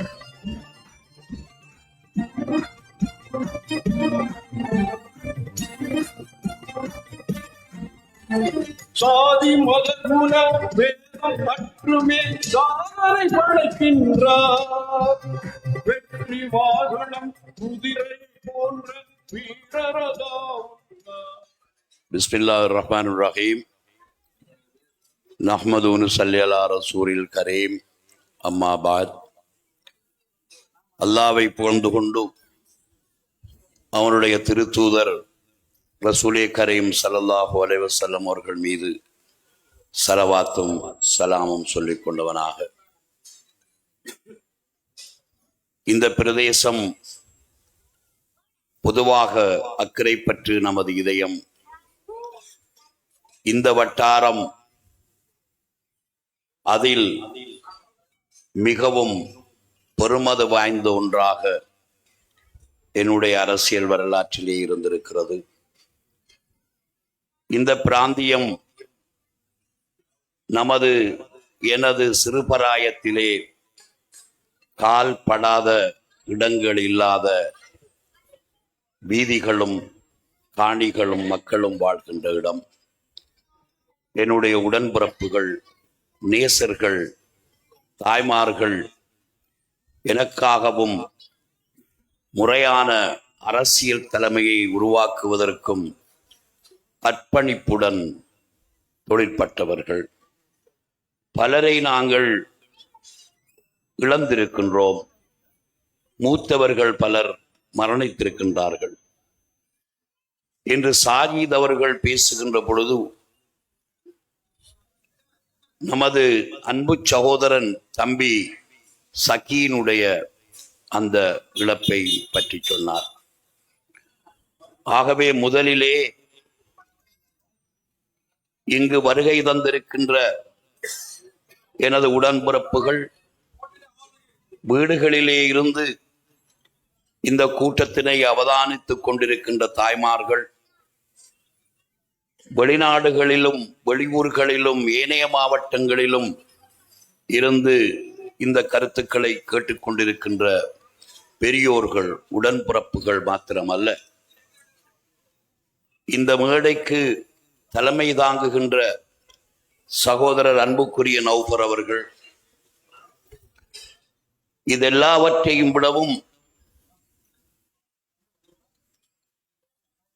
இதற்கு வேட்பாளராக இந்த வட்டாரத்திற்கு வந்திருக்கின்ற வாசித், நமது அன்பு சகோதரன், நமது இந்த மக்களினுடைய இரத்தம், நமது உறவு, அவரை விழித்து இதற்கு முன்பு அவருடைய மச்சான் முறையான நமது அன்புக்குரிய அஸ்மி அவர்கள் 2 முறை இந்த வட்டாரத்திலே பெரும் வெற்றியீட்டி உதவி மேயராகவும் இருந்து பணியாற்றியவர். அவரை இந்த இடத்திலே ஞாபகப்படுத்த வேண்டும். அவர் வெளியிலே இருப்பதனால் இந்த வாசிதவர்கள் வேறு வேறு கட்சிகள் போன்று ஒரு காலத்தில் இருந்தாலும், ஆனால் நானும் அஸ்மி அவர்களும் ஒரு நாளும் அவர்களை வேறையாக பார்க்கவில்லை. ஏன் தெரியுமா? இவ்வாறு இப்படியெல்லாம் வருவதற்கான சந்தர்ப்பங்கள் இருக்கிறது என்று எனக்கு தெரியும். இன்றைக்கு அவருடைய பெண் பிள்ளையை பார்க்கின்ற பொழுது இந்த வாசிதினுடைய உம்மா சைதாக்கிளி அவரை போன்றே 100% இருக்கிறாள். அதை பார்த்து நான் அல்லாஹ்வுக்கு சுக்கூர் செய்தேன். இப்பொழுது அவருடைய தந்தை கூட சில வேளைகளில் தேர்தல் காலங்களிலே மகன் வேறையாக இருப்பதை போன்ற ஒரு தோற்றம் இருக்கும். அந்த நேரம் அவரும் சங்கடப்படுவார். இவைகளுக்கெல்லாம் ஒரு முத்தாய்ப்பு வைத்தாற் போல் அது நமது இரத்தம், நமது மண், கருங்கொடியின் ஒரு பிள்ளை என்பதை அவர் நிரூபித்து இந்த வட்டாரத்திலே வேட்பாளராக வந்திருக்கிறார். அவரை விழித்து மூத்த போராளி நமது அன்புக்குரிய ஐயூப் சார் அவர்களை விழித்து, அதே போன்று மூத்த போராளி பள்ளிக்குடியிருப்பில் நான் தேர்தல் கேட்காவிட்டாலும் கட்சி வெல்ல வேண்டும், அடுத்தவருக்கு இடம் கொடுங்கள் என்று வாய்மலர சொல்லிய எங்களுடைய இலியாஸ், அதே போன்றுதான் ஆக மூத்த போராளி, இந்த ஊருக்கு மூத்த போராளி, ஸ்வீட் மஜீதுடைய காலமிருந்து இந்த ஊரின் இந்த பிராந்தியத்திற்கு பாராளுமன்ற உறுப்பினரை பெற வேண்டும் என்பதற்காக உழைத்த என்னுடைய காக்கா ஆதம் காக்கா, அதே போன்றுதான் இங்கு என்னுடைய நண்பன் சைதை கண்டவுடன் எனக்கு சிறு வயதிலே உம்மா சகோதரிகளுக்கு தெரியாமல் கடலுக்கு குளிக்க போன ஞாபகம் வந்தது. இன்று எவ்வாறு கிழக்கு வாசலின் முன்பு நாங்கள் இருக்கின்றோமோ, ஒரு காலத்தில் அது காடு. அங்கே சயீதும் நண்பர்களுமாக சேர்ந்து நாங்கள் கடலுக்கு போய் அதனுடைய ஆழம் தெரியாமல், அலையினுடைய வேகம் தெரியாமல் குளித்து அல்லாதான் எங்களை காப்பாற்றினான். இணலையும் ஆய்ந்திருக்கிறோம். ஆகவே அவரையும் விழித்து எங்களுடைய அறிவிப்பாளர், அவரை நான் சொல்ல தேவையில்லை, அவரையும் விழித்து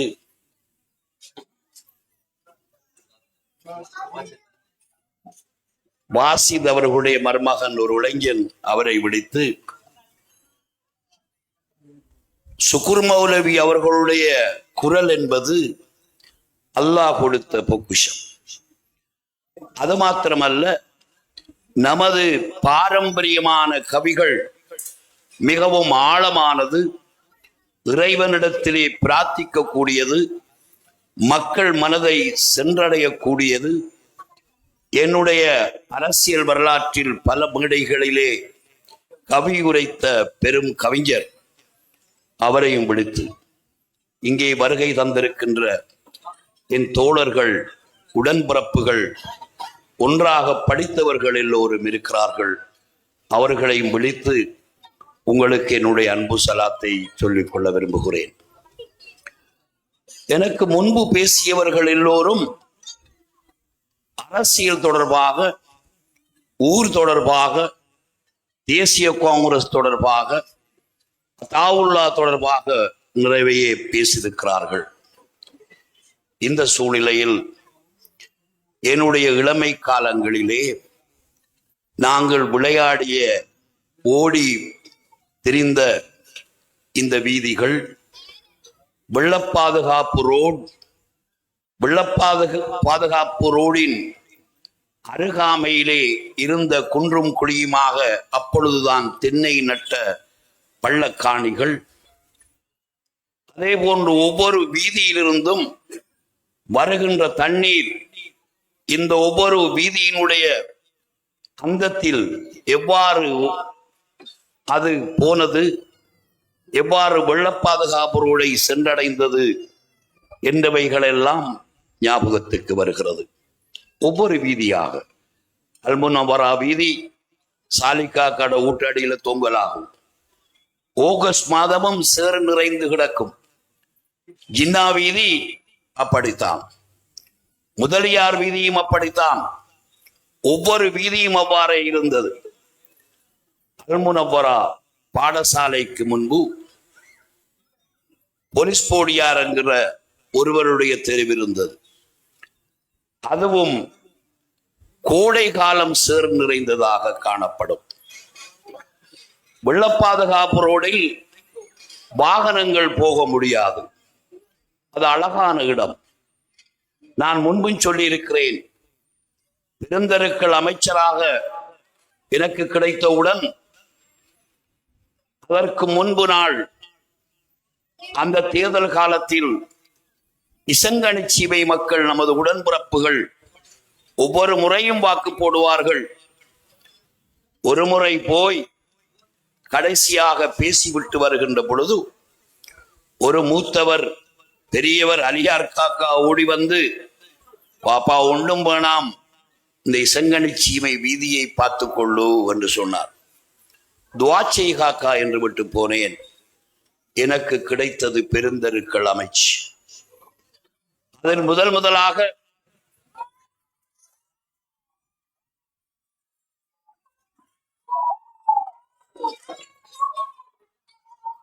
அவனுடைய இரக்கம் அது அளவில்லாதது. உடனடியாக முதல் வேலையாக அந்த மூணாங்கட்டையில் இருந்து இசங்கனி சீமைக்கு செல்லுகின்ற பாதையை ஆர்டிஏக்கு கெசட் பண்ணினேன்.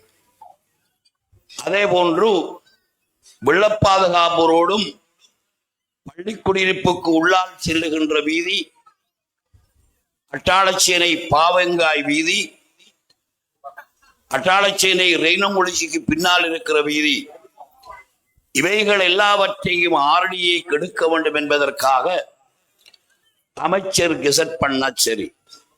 இருந்தாலும் உத்தியோகத்தர்களையும் அவருடைய ஒப்பீனியன்களையும் நாங்கள் கேட்க வேண்டும் என்பதற்காக அப்பொழுது இருந்த டிரெக்டர், அதற்காக இருந்த பெரிய டிரெக்டர், அவருடைய பேர் எனக்கு ஞாபகம் வரவில்லை, அவரை அழைத்து இந்த வீதிகளை எல்லாம் குறித்து கொடுத்து இவற்றை போய் பார்வையிட்டு வாருங்கள், இதனை ஆரடியை கெடுக்க வேண்டும் என்று சொன்னேன்.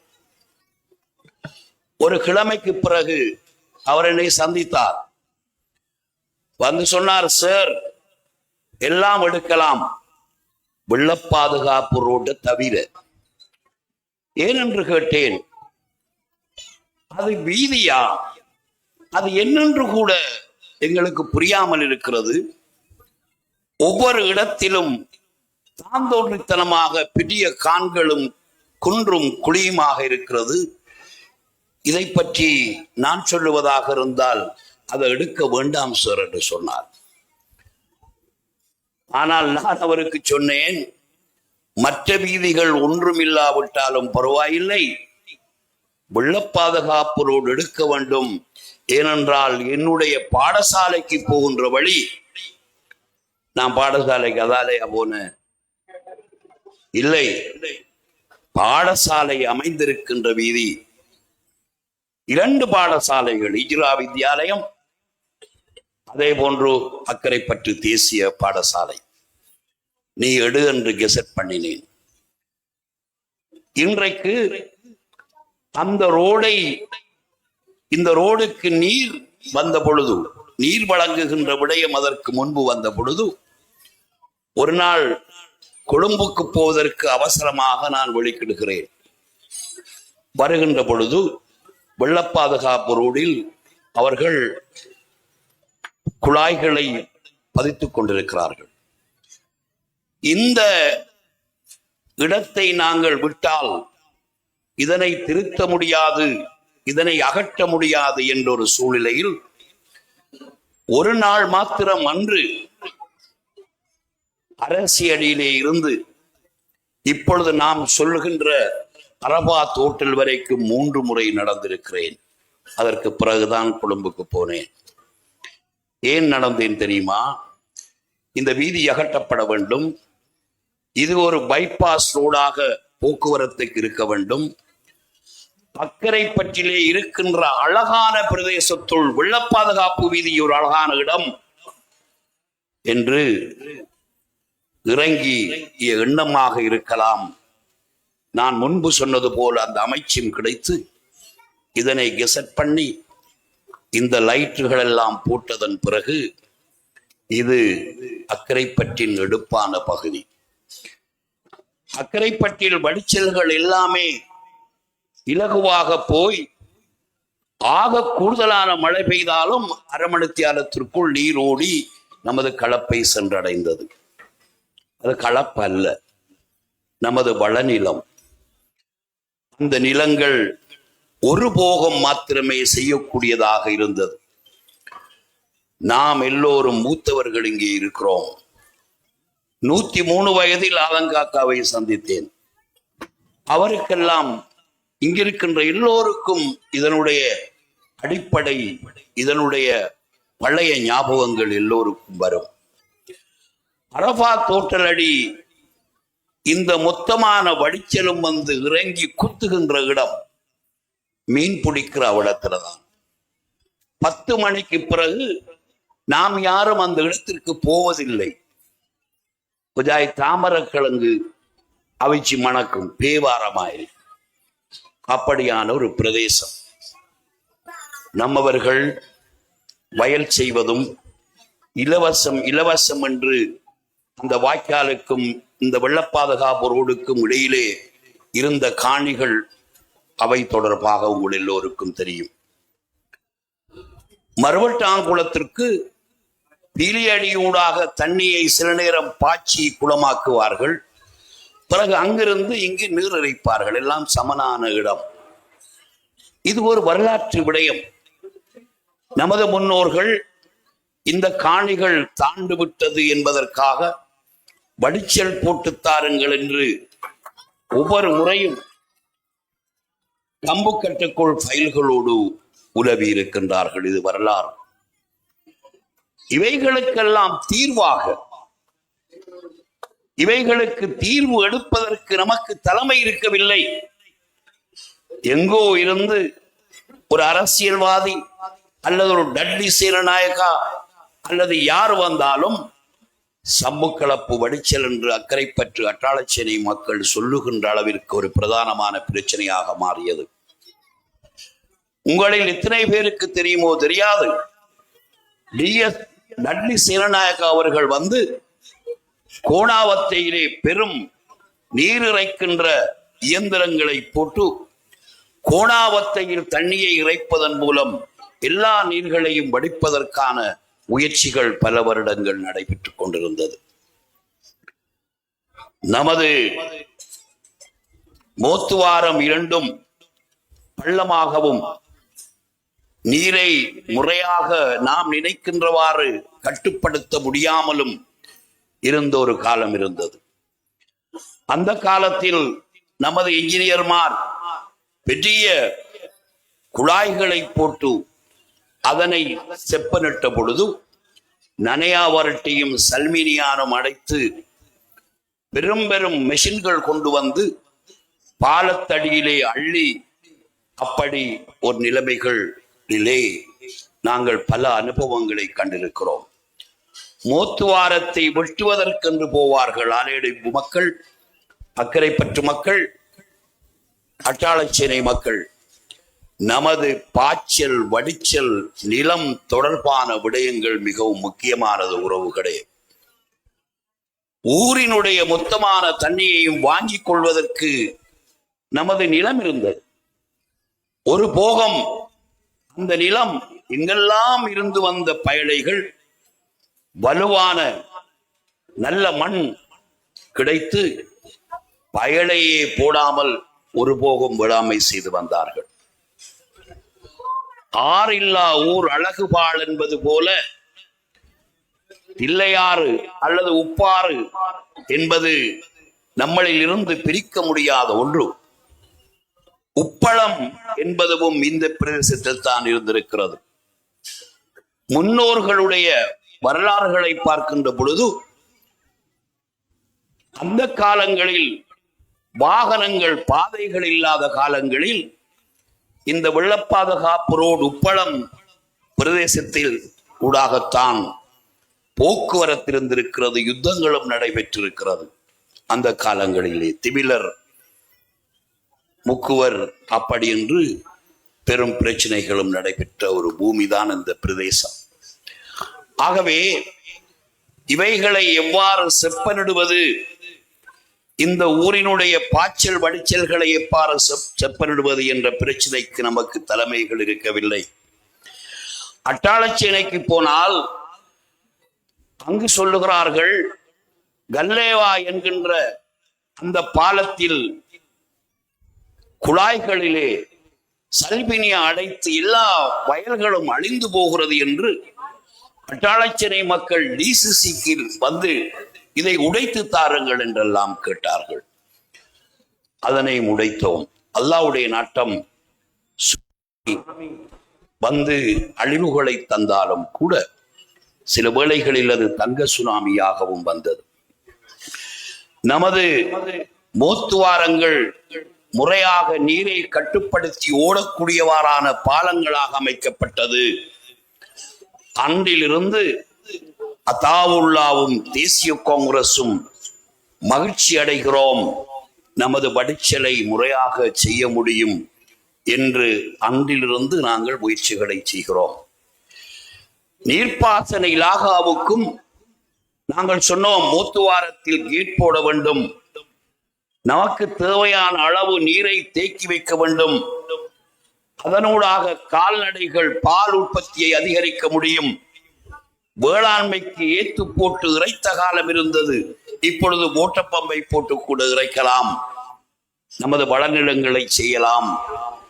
இந்த தில்லையாற்றை அகற்றி அதனை நாம் மண் போடுவதன் ஊடாக நமது மிச்சமாக இருக்கின்ற வளநிலங்களை வளநிலங்களாகவும் சுற்றாடலுக்கு பிரச்சனை இல்லாமல் அழகான பிரதேசமாகவும் இதனை வைத்துக் கொள்ள முடியும் என்று நீண்டகால முயற்சிகள் ஆண்டவன் இவைகளையெல்லாம் செய்ய வேண்டும் என்று நான் எண்ணினேனோ அவைகளெல்லாம் என்னுடைய காலத்திலே செய்து முடிப்பதற்கு அல்லாஹ் தந்தான்.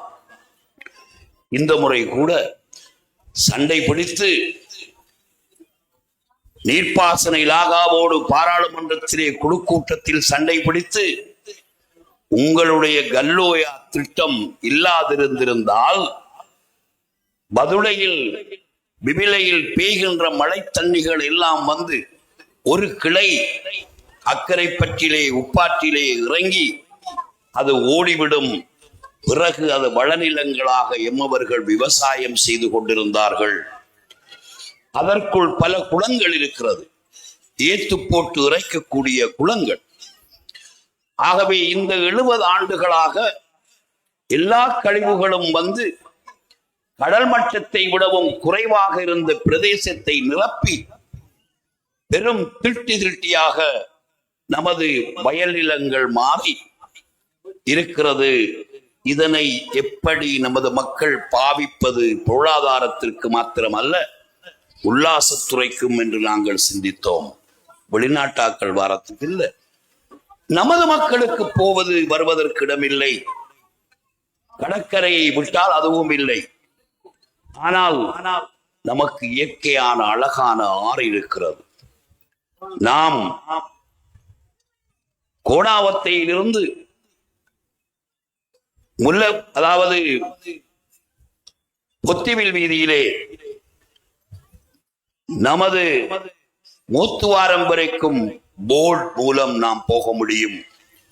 தேவைப்பட்டா திருக்கோயில் புத்திவிலுக்கு போக முடியும். இவ்வாறான இந்த வளநிலம் பாதுகாக்கப்பட வேண்டும் என்பது மாத்திரமல்ல, இயற்கையிலே நமது நிலம் பள்ளமாக இருக்கின்றபடியால் நாம் எதிர்பாராத மழை பிபிலையிலும் பதுளையிலும் பெய்ந்தால் அந்த நீர் தங்கி போவதற்குரிய இயற்கையான இடத்தையும் நாங்கள் விட்டு வைக்க வேண்டும். கல்லோயா ஸ்கீம் கட்டுப்பட்டதனால் நாம் இந்த காணிகளை இழந்தாலும் திடல் பிரதேசம் வேளாமரத்து வெளி போக மண்ணை நக்கி பார்த்து காணி எடுத்த நமது மக்களுக்கு எல்லா இடத்திலும் பாய்ச்சல் பாய்ந்து பல்லாயிரக்கணக்கான நிலங்கள் இன்று நமக்கு தங்கம் விளைவித்துக் கொண்டிருக்கிறது. ஆகவே இந்த சூழ்நிலையில் நமது காணிகளை நாங்கள் முறையாக பாதுகாக்க வேண்டும். வெள்ள பாதுகாப்பு ரோட் முறையான வெள்ள பாதுகாப்பு ரோடாகவே அது உருவாக்கப்பட்டிருக்கிறது. ஆதன் காக்காதான் நினைக்கின்றேன். 103 வயதிலே இருக்கின்றவர் இன்னும் பலரும் ஒருமுறை சொன்னார்கள், சார் வெள்ளம் வந்தா எங்களுக்கு போறதுக்கு இடம் இல்லை சார், மாவித்தியாலயத்துக்கு போய்த்தான் நாங்கள் மாடியில ஏறி இருக்கணும், இஜ்ராக்கு ஒரு மாடி பில்டிங் கட்டித்தாங்க என்று கேட்டார்கள். இன்றைக்கு ஹிஜ்ரா வித்யாலயம் என்பது இந்த பிராந்தியத்திலே ஒரு பெருந்தெருக்கள் வீதியிலே இருக்கின்ற அழகான சூழல் கொண்ட ஒரு அழகான இடம். இது இப்படி இருக்கிறது. இது இப்படி இருக்க இந்த எங்கோ இருந்து வருகின்ற மாசுகள் அல்லது பயலைகள் அல்லது சேறுகள் எல்லாம் நமது வயல்களிலே நிறைந்திருப்பதனால் முதலாவது இந்த வடிச்சலை இறக்குவதற்கு பணம் வேண்டும். கல்லோயா 70 ஆண்டுகளாக இதனை செய்யவில்லை என்று 30 மில்லியன் பணத்தை கூட கொண்டு வந்தோம். அந்த வடிச்சலை நாங்கள் இறக்கிய பிறகுதான் எதை நிரப்ப முடியும், எதில் விவசாயம் செய்ய முடியும், எதில் கால்நடை வளர்க்க முடியும் என்று திட்டமிடலாம். அக்கறை பற்றி நமது முன்னோர்கள் படித்தவர்களா இல்லையா என்று தெரியாது. ஒவ்வொரு வீதியையும் பாருங்கள், எவ்வளவு அட்டகலமாக ஒரு சேவையர் இருந்து போடுவது போல் போட்டிருக்கிறார்கள். நாம் படித்து வீட்டுக்குள் பல சேவையர்ஸ், இன்ஜினியர்ஸ், பிளானர்ஸ், ஆர்கிடெக்ட் எல்லோரும் இருக்கிறோம்.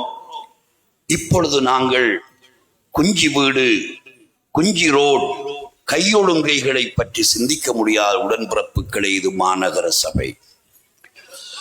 காணி இருக்கிறது என்பதற்காக ஒரு திட்டமிடப்படாமல் ஊரூடி நாங்கள் பேசாமல் அவரவர் வேணுமென்று போய் நிரப்பவில்லை. சிலரால் பிழையாக வழிநடத்தப்பட்டார்கள் நமது மக்கள். கடும் வேதனை, அதனை அவர்கள் அனுபவிப்பார்கள். இந்த தண்ணீர் எல்லாமே போக வேண்டியது பட்டியடிப்பட்டி பாலத்தாலும் பனங்காட்டு பாலத்தாலும் போக வேண்டும். பட்டியடிப்பட்டி பாலத்தில் அந்த நாட்களிலே இப்படி சல்வினியா அடைக்கின்ற பொழுது துரட்டிகளால், கம்புகளால், தோணிகளால் இழுத்து விடுவார்கள். அது ஓடிவிடும்.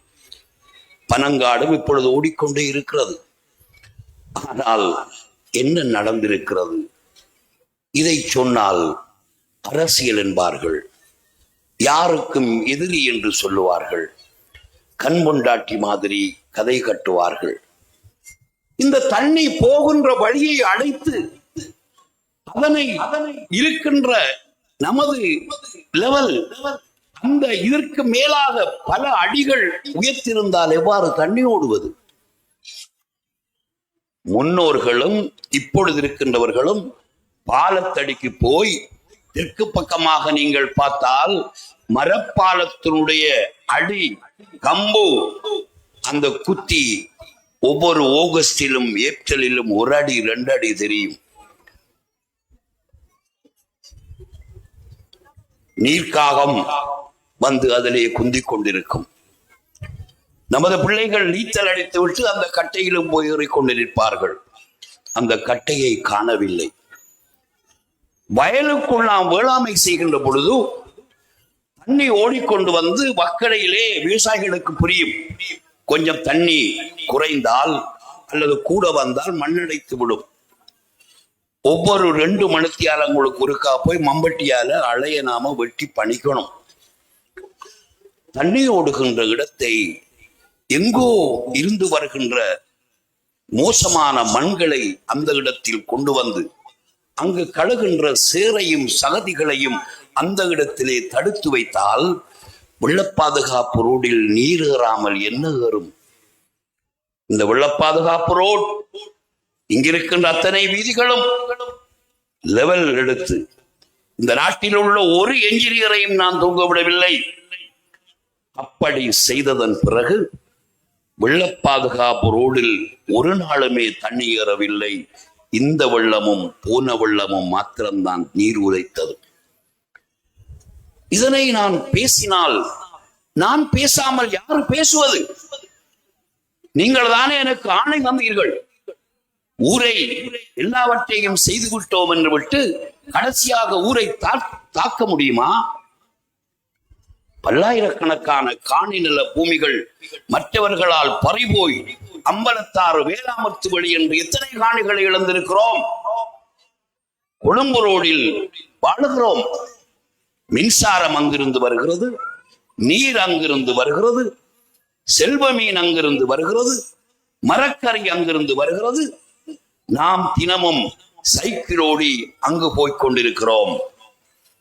குடியிருப்பு மக்கள் போகவில்லை என்றால், இசங்கனி சீமைக்கு மக்கள், நமது மக்கள் போகவில்லை என்றால், இலுக்குச்சேனைக்கு போகவில்லை என்றால், காரின் நகருக்கு போகவில்லை என்றால், திரு நகருக்கு போகவில்லை என்றால், நமது காணிகளுக்கு யார் பாதுகாப்பு?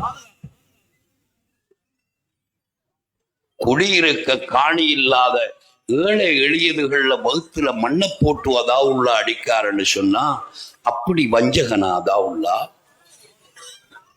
ஒவ்வொரு மக்களை பற்றியில் ஒவ்வொரு ஏக்கரிலே குடியிருந்தவர்கள் நமது முன்னோர்கள்.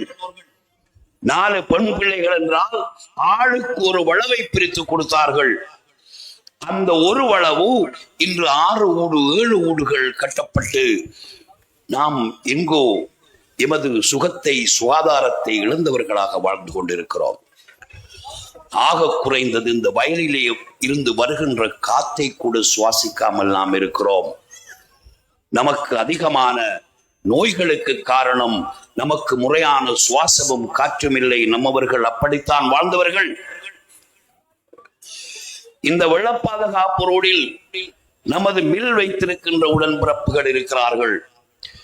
நான் வெறும் இணைப்பாளராக இருந்த காலத்தில் 89 90களில் அவர்களை அழைத்து ஒரு கூட்டம் வைத்து சொன்னேன், 5 ஆண்டுகளுக்குள் நீங்கள் எல்லோரும் இன்னும் ஒரு இடம் அக்கறை பற்றி இப்பொழுது இருக்கின்ற பிரதேச சபை பிரதேசத்திற்கு நீங்கள் நகர வேண்டும்.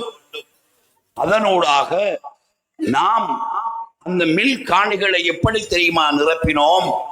உமி போட்டு, அறுத்த மரத்தூள் போட்டு, மண் போட்டு நிரப்பி அந்த காணிகள் உங்களுக்கு பெரும் பெறுமதியான காணிகளாக மாறி இருக்கிறது. மக்கள் அங்கு வந்து குடியேறட்டும்.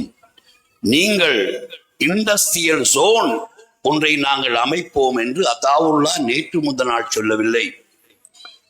இணைப்பாளராக இருக்கின்ற பொழுது இந்த பிராந்தியத்தை எப்படி டெவலப் பண்ண வேண்டும் என்று நாங்கள் சிந்தித்தோம். முல்லைத்தீவை பற்றி சிந்தித்தோம்.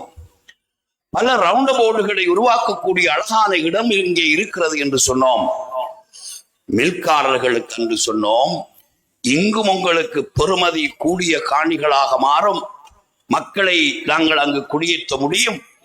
இப்பொழுது 1 ஏக்கர் 30,000 ரூபாய் இருக்கின்ற காலம் போய் நீங்கள் விசாரியுங்கள் என்று சொன்னோம். அது தேவை, ஒரு சமுதாயத்துக்கு தேவை, ஒரு ஊருக்கு தேவை. இங்கு வாழுகின்ற நமது உடன்பிறப்புகள், நமது பிள்ளைகளுக்கு வாழ்வதற்கு எங்கே காணி இருக்கிறது? இந்த காணி நிலப்புலம் எவ்வாறு எடுக்க வேண்டும் என்ற கொள்கை தேசிய காங்கிரசுக்கு மாத்திரம்தான் இருக்கிறது.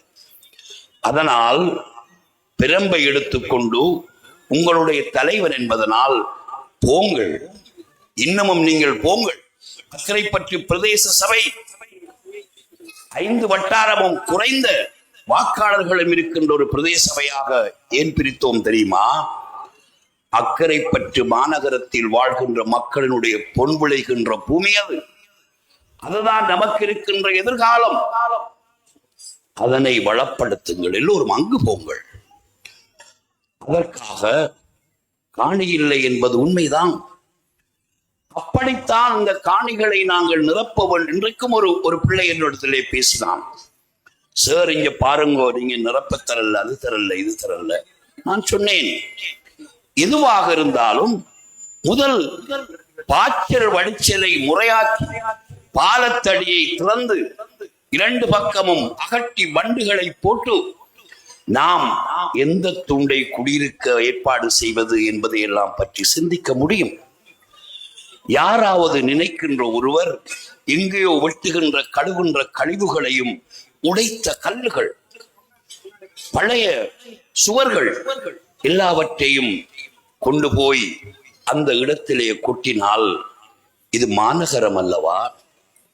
நமது முன்னோர்கள் எவ்வளவு பிளான் பண்ணி செய்தார்கள். பொறுமையாக இருங்கள், இவற்றை நாங்கள் முறையாக செய்ய வேண்டும் என்று அவருக்கு சொன்னேன். நாம் திட்டமிட வேண்டும். அங்கு மண் போட்டவர்கள் அல்லது காணி இருக்கின்றவர்களோடு எனக்கு என்ன கோபமா? இந்த இலங்கைக்கு தண்ணி கொடுத்த எனக்கு அவர்களுக்கு நீர் கொடுக்க முடியாதா? இந்த பிராந்தியம் முழுவதும் வேளாமத்து வழியாக இருக்கலாம், ஆலங்குளமாக இருக்கலாம், செங்கனிச்சிமையாக இருக்கலாம், சின்னப்பாலமனையாக இருக்கலாம், இலுக்கிச்சேனையாக இருக்கலாம், முட்டாங்கட்டையாக இருக்கலாம், எல்லோருக்கும் மின்சாரம் கொடுத்த எனக்கு வாக்களித்த மக்களுக்கு நான் கொடுக்க கூடாது என்று எண்ணவில்லை. அரசியலில் நான் இருப்பேன், இல்லாமல் விடுவேன், அது அல்லாஹ்வுடைய ஏற்பாடு. அதற்காக நான் எனது மக்களை பிழையாக வழி நடத்த முடியாது. அதுதான் பிரச்சனை. நான் வருகின்ற பொழுது வாசித்தவர்கள் அதை பற்றி பேசிக் கொண்டிருந்தார்கள். நாம் எதுவும் செய்யலாம். தலைமையிடம் ஆலோசியுங்கள், சபையிடம் பேசுவோம். நீர்ப்பாசன திணைக்களத்தால் ஏனைய கோயன சேவா விவசாய திணைக்களத்தால் வந்தவர்கள் எல்லாம் தலையிலே கையை வைத்து இதென்ன இப்படி மின்சாரமும் கொடுத்து நீரும் கொடுத்து அவரவர் நினைத்தவாறு நிரப்பிக் கொண்டிருக்கிறார்கள் என்று கேட்டால் இதற்கு என்ன பதில் சொல்லுவது? எதுவாக இருந்தாலும் நாங்கள் ஒரு முறைப்படுத்தி மாநகர சபையும் வந்ததன் பிறகு எந்த பிராந்தியத்தை நாம் குடியிருக்கின்ற துண்டாக கன்வெர்ட் பண்ணுவது, மாற்றுவது என்பதை எல்லாம் பற்றி நமக்கு சிந்திக்க முடியும். அதற்கிடையில் நினைத்த இடத்தில் இவர்கள் எல்லாம் சுங்காங்குழிக்குள்ளும் கொண்டு போய் எங்கோ இருந்து வந்த மண்ணை கொண்டு வந்து நிரப்பினால் நமது நீர் வடிந்தோடாது. வெள்ள பாதுகாப்பு இன்னமும் தண்ணீர் நம்மை மீறி ஊருக்குள் வருவது மாத்திரம் அல்ல, அல்லாஹ் காப்பாற்றி சேனநாயகா சமுத்திரத்திற்கு ஏதாவது ஒன்று நடந்து விட்டால் நமது நிலைமை படுமோசமாக போய்விடும். நீர் போவதற்கு நாங்கள் விட வேண்டும், அதனை அகற்ற வேண்டும். பாவங்காயிலிருந்து நாங்கள் அதனை தொடங்கினோம், இப்பொழுது அல்ல.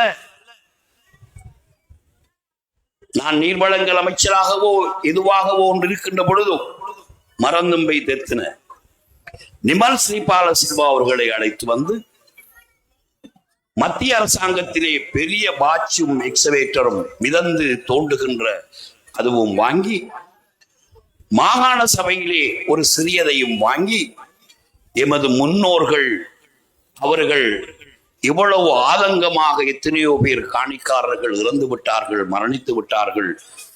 அவர்களுடைய அபிலாசையை செய்து கொடுப்பதற்காக அவர்களுடைய பிள்ளைகளாவது அதனை பாவிக்கட்டும் என்பதற்காக அந்த ப்ரொஜெக்டை செய்து வந்தோம். எப்பொழுதோ அதற்காகவே அக்கரைப்பற்று மாநகர சபைக்கு ஒரு தனியான வாட்சும் ஒரு எக்ஸவேட்டரும் வாங்கினோம். ஏன் தெரியுமா?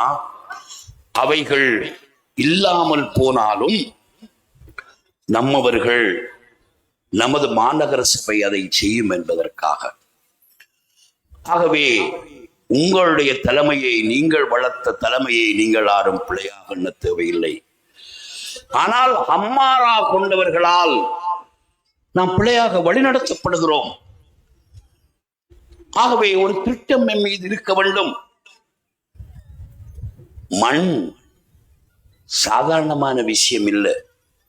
ஒன்றோ பாய்ச்சல் வடிச்சலை தடை செய்வது, வீதியை தடை செய்வது, சம்மாந்துறையில் மண் வெட்டி ஏற்றிய இடங்கள் பள்ளமாகி வெள்ள நீரை பாதுகாக்க வேண்டிய திடல்கள் எல்லாம் உடைந்து அவர்களுடைய காணிகளும் அப்படியே வேளாண்மைகள் நீரிலே மூழ்கி கொண்டிருக்கிறது 2 வருஷத்துக்கு மேலாக.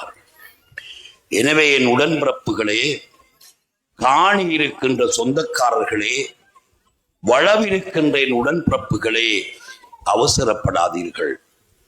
உங்களை, நம்மை, ஊரை எல்லோரும் ஏமாற்றி விடுவார்கள். இவ்வளவு அழகாக வெள்ள பாதுகாப்பு ஒன்றை உருவாக்குவதற்கு எத்தனை ஆண்டுகள் எடுத்திருக்கிறது தெரியுமா? ஆகவே இன்னும் சற்று நாங்கள் குடிபெயர்வதாக இருந்தாலும் நமது வடிச்சலை நெறிப்படுத்தி முறப்படுத்தி வருகின்ற நீர் ஓடுவதற்கு வழியை வைத்துவிட்டு நாம் எல்லோரும் பெரிய பங்களாவும் அடித்துக் கொண்டிருக்கலாம், உல்லாசமாக இருக்கலாம். மாடு, கோழி, சேனை உல்லாசம் சமைத்திருப்பது என்றெல்லாம் நாம் இருக்க முடியும். நமக்கு காற்றை சுவாசிக்கக்கூடிய, சுத்தமான காற்றை சுவாசிக்கக்கூடிய ஒரு பிரதேசம் கடற்கரை பிரதேசம், அடுத்தது இந்த களப்போடு உள்ள பிரதேசம். ஏன் எங்களை நீங்கள் இவ்வாறு பிழையாக நினைக்கிறீர்கள்? அப்படி நீங்கள் நினைக்க தேவையில்லை. நீங்கள் என்னுடைய உடன்பிறப்புகள், எல்லோருக்கும் தான் காணி இருக்கிறது.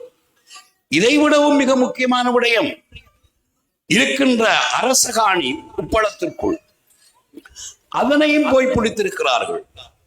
சில காணிகளுடைய சொந்தக்காரர்கள் மரணித்து விட்டார்கள். பிள்ளைகளுக்கு எங்கு காணி இருக்கின்றது என்று தெரியாது. காணி வியாபாரம் செய்கிறவர்கள் அட்டாளை சேனையிலே இருக்கின்ற காணியின் அடியுறுதியை வச்சு எழுதி கொடுத்திருக்காங்க. இடியாப்ப சிக்கல். இன்றைக்கும் நான் போய் இறங்கி சும்மா பார்த்தேன். நமது மக்கள், நமது வளநிலம், நாம் ஒரு மாநகரம், முன்மாதிரியானவர்கள், இவ்வளவு அபிவிருத்திகளை நாம் செய்திருக்கிறோம் என்று விட்டு கடைசியாக சைவரால் பெருக்க முடியாது. படிச்ச பிள்ளைகள் இருக்கிறீங்க, சேவையர்மார் இருப்பீங்க, இன்ஜினியர்ஸ் இருக்கிறீங்க, பட்டதாரிகள் இருக்கிறீங்க. அக்கரைப்பற்று மகாவித்தியாலயத்தின் மேற்கு புறமாக இருக்கின்ற தில்லையாத்தோடு இருக்கின்ற பிரதேசம், அந்த பிரதேசம் ஒரு பார்க்காக இருந்தா இந்த பிராந்திய மக்கள் எவ்வளவு அழகா போயிருப்பாங்க. கடற்கரை ஓரம் மரத்தை நாட்டி வச்ச இன்னும் முடியல, அதற்கு ஆக்களுக்கு புரியறதும் இல்லை. இப்பொழுது ஒரு வெள்ளிக்கிழமை புல் மூன் வந்தா பகலையில இரவையில மக்கள் போய் ஒரு சோத்தை ஆக்கி ஊட்டு கொண்டு போய் திங்கிறதுக்கு அடுத்த மட்டும்தான் இடம் இருக்கு. எங்களுடைய காணிகளை முன்பு சொன்னது போல் ஒரு வளவு 6-7 பிரிச்சு இந்த உலகத்தில் உள்ள சீமெந்தும் கொங்கிரீட்டும் அதுக்குள்ளாங்க கிடக்குது. போதாக்குறைக்கு மதில் புளோக்கல், அடுத்ததாக காப்பட்டும் கொங்கிரீட்டும் வீதிகள். மக்கள் எப்படி வாழ்வது? நம் தாய்மார்கள் பாவம் தானே. வீடுகளில் சமைக்க முடியுமா? ஒரு கல்யாணம் கந்திரியை நடத்த முடியுமா? ஆறுதலுக்கு போய் இருப்பதற்கு இடம் இருக்கிறதா? இது நமக்கு தேவை, இது சுகாதாரம், இது இயற்கை, இன்றியமையாதது. நாம் நமது வெள்ள பாதுகாப்பு ரோட்டிலே போய் நின்று காத்தையும் ரசித்து நமது வயலையும் பார்த்து அல்லது அதற்குள் ஒரு அற்றலை அழகான வீடு கட்டி நாம் வாழலாம். ஆனாலும் அது ஒழுங்குபடுத்தப்பட வேண்டும். என்னுடைய உடன்பிறப்புகளே, கடந்த அட்டாளச்சேரியில் எனக்கு ஞாபகம் இருக்கிறது. ஒலிவில் பாலத்தில் இருந்து போலேன் 4 வழிப்பாதை கொண்டு வர வேண்டும் என்று நான் ஹைவேஸ் மினிஸ்டராக இருக்கின்ற பொழுது அட்டாளச்சேனையிலும் இறங்கினேன். அங்கிருந்த வீதியோரம் இருந்த சில முக்கியமான புள்ளிகள் அத்தாவுல்லாவை தோற்கடிக்க வேண்டும். ஏன் தெரியுமா? நம்முடைய வீடுகள் எல்லாம் பிரிச்சு அப்படியே விட்டுருவாங்கன்னு சொன்னாங்க. அந்நேரம் வீடும் இல்லை, சும்மா ஒவ்வொரு எப்படி இருந்தன்னு உங்களுக்கு தெரியும். அகற்ற நேரம் அது நமது கடமை. காலப்போக்கில் அது தேவை. சில ஊர்கள் இருக்கிறது, ஒரு பைசிக்கிளும் இன்னொரு ஆட்டோவும் போனா விலகையலாம். அக்கரப்பத்திலையும் இருக்குது. ஆகவே நாங்கள் எமது வளநிலத்தை ஒழுங்குபடுத்துவதற்காகவே இந்த விடயத்திலே நாங்கள் சிந்தித்து செயலாற்றினோம், கதைத்தோம், பேசினோம். வேறு யாருடைய வியாபாரம், யாருடைய காணிகளையும் அபகரிப்பதற்காக நாங்கள் உத்தரம் இல்லை. வினாடி பகாதென்ன. எனவே இது ஒரு இடத்திலும் நான் பேசவில்லை. ஏன்னா எனக்கு ஏலா இத பேசி பேசி அத்தாவுல்லா இத மண் போடுறதை தடுக்க எங்களுக்கு தண்ணி தரல என்று சிலர் சொல்லுகின்ற பொழுது எனக்கு இவ்வளவு வேதனையாக இருக்கும். இவர்கள் நம்மை பிரித்து விட்டார்கள். இந்த கொங்கிரீட் கட்டைகளுக்குள் நமது மக்கள் தாய்மார்கள் வாழ முடியாது. இது அநீதி. அவர்களுக்கு சுகாதார ஏற்பாடுகள் நாம் செய்ய வேண்டும். ஜன்னலை திறந்தால் காற்று வர வேண்டும். ஏன் நம்மவர்கள், நமது மூத்தவர்கள் இவ்வளவு இயற்கையாக வாழ்ந்துவிட்டு போயிருக்கின்ற இந்த வளநிலத்தை ஏன் அழிக்கிறோம்? அழிக்கலாம், பரவாயில்லை. ஆக கூடுதலான மழை பெய்து இங்கினியாகலையின் எல்லா கேட்டையும் திறந்து விட்டால் நமது ஊர்கள் இருக்காது. ஆகவே அந்த நீர் ஓடி கடலுக்குள் போவதற்கு விடுங்கள். அதற்கு பிறகு நமது காணிகளின் பொறுமதி எப்படி, என்ன செய்வது என்பதை தீர்மானிப்போம். நாங்கள் அதற்கு எதிரிகள் அல்ல. மரணித்தவர்களுடைய ஞாபகங்கள் இன்னமும் வருகிறது. 1-2 பேர் அல்ல. சம்புக்களப்பு வடிச்சில் கேட்டவர்கள். அழகான இடம். இந்த முல்லைத்தீவில் கூட இன்னும் நம்மவர்கள் ஒழுங்காக போய் இருக்கவில்லை. அதனையும் ஒரு போக்குவரத்துக்குத்தான் வைத்திருக்கிறார்கள். அம்பாறை வீதியில் பணம் கொடுத்து வீடுகளை கட்டுங்கள் காணிக்காரர்களுக்கு என்று சொன்னோம். ஒரு காலத்துல ஒரு குடில் மட்டும்தான் இப்பயும் இருக்குது. மாடு வளங்கள் என்று செங்கனி சீமை ஆலங்குளம் அங்கெல்லாம் வாங்கி கொடுத்தோம். மாட்ட கண்ணலையும் காணல. இவற்றையெல்லாம் ஏன் சொல்லுகிறேன் என்றால், இந்த வட்டாரம் மாத்திரமல்ல, தொழில்நுட்ப கல்லூரி வட்டாரம், இவைகளெல்லாம் நமது சொத்துக்கள். இவைகள் நமது முன்னோர்கள் நமக்கு தந்த பெரும் பேறுகள். இவைகளை முறையாக பேண வேண்டும். நான் சொன்னேனே, இந்த வெள்ள பாதுகாப்பு ரோடுக்கு வடக்கு பக்கமாக இலவிசம் என்று ஒன்று இருந்தது, அதையும் காணல. அதுக்கு பிறகுதான் காணடி வாய்க்கால் வந்து. எத்தனை பேருக்கு தெரியுமோ தெரியா? இலவிசம் தெரிஞ்சாக்கள் இருந்த கையெழுத்துக்கு வாப்பம் அந்த காணிய. இன்று எல்லோரும் ஏதோ நாளைக்கு உலகம் அழிந்து விடும், நாம் அதுக்குள்ள ஒரு துண்டை புடிச்சுக்கணுங்கிற மாதிரி தான் அதுக்குள்ள போறாங்க, சுங்காங்குழிக்குள்ள. நூர்தி மாதர் சொன்ன மாதிரி கொந்தனை அது. நாம் நமது சமூகம் பிழையான ஒரு தீர்மானத்தை எடுக்கின்ற பொழுது தலைவர்கள் என்பவர்கள் இதனை வெளிப்படுத்த வேண்டும். நான் இப்பொழுது பேசுவது மிக முக்கியமானது. அரசியல்ல போன முறையும் வாக்கு போடல, பட்டாள சேனையில எங்களோட ஊற்றுகளை உடைச்சு போடுவார் என்றும் வாக்கு போடல ரோடு அகற்றத்துக்கு. போன பாராளுமன்ற தேர்தலில் 88 தோட்டம். இதுக்குள்ள எத்தனை பேர் இருந்திருப்பாங்க நிரப்பினாக்கள்? அது எனக்குரிய இழப்பு அல்ல, உங்களுக்குரிய இழப்பு. நான் இல்லாமல் போனதால் அந்த 30 மில்லியன் காசும் அப்படியே காணவில்லை. அதற்காக உழைத்த ஒரு இன்ஜினியர், இந்த ஊரில் படித்த இன்ஜினியரை லஞ்சம் கொடுத்ததாக சொல்லி அவனையும் வீட்டுக்கு அனுப்பிவிட்டார்கள். அல்லாஹ் பார்த்து கொண்டிருக்கிறான். எனது முன்னோர்கள் அழுதது எனக்கு தெரியும். இந்த பாய்ச்சல் வடிச்சலினுடைய முக்கியத்துவம் எனக்கு தெரியும். தில்லையார் என்பது என்ன என்பதை பற்றி தெரியும். போன வெள்ளத்தின் பொழுது பட்டியறைப்புட்டி பாலம் உடைஞ்சிருமா என்று கூட அச்சம்பட வேண்டியிருந்தது. இன்னும் ஒலிவில் ரோட்ல ஒரு பாலம் போயிட்டது, அதற்கும் காலம் போய்விட்டது. எத்தனை பேர் நின்று இழுக்கிறார்கள். சல்பினியா என்றால் அது வரும், ஆத்துவாழை என்றால் வரும். ஆனால் கீழே திட்டி திட்டியாக சேரும் சகதியும் அங்கு படர்ந்து போய் கிடக்கிறது. முதலிலே முதல் தண்ணியை விழிசாக்குவோம். இந்த கூட்டத்தில் கேட்டுக்கொண்டிருக்கின்ற இளைஞர்கள், மூத்தவர்கள், முதலிலே அதனை செய்வீங்கள். அதற்கு பிறகு நமது காணிகளை காப்பாதியா, அறவளவா, உருவளவா, நீர் எடுப்பதா, மின்சாரம் எடுப்பதா என்பதை பற்றி நாம் சிந்திக்க முடியும். இந்த இடத்தில் இப்படி பேச வேண்டும் என்று நான் எண்ணவில்லை. நானும் ஆண்டவன் எதற்காக என்னை தோற்கடிக்க வைத்தான்?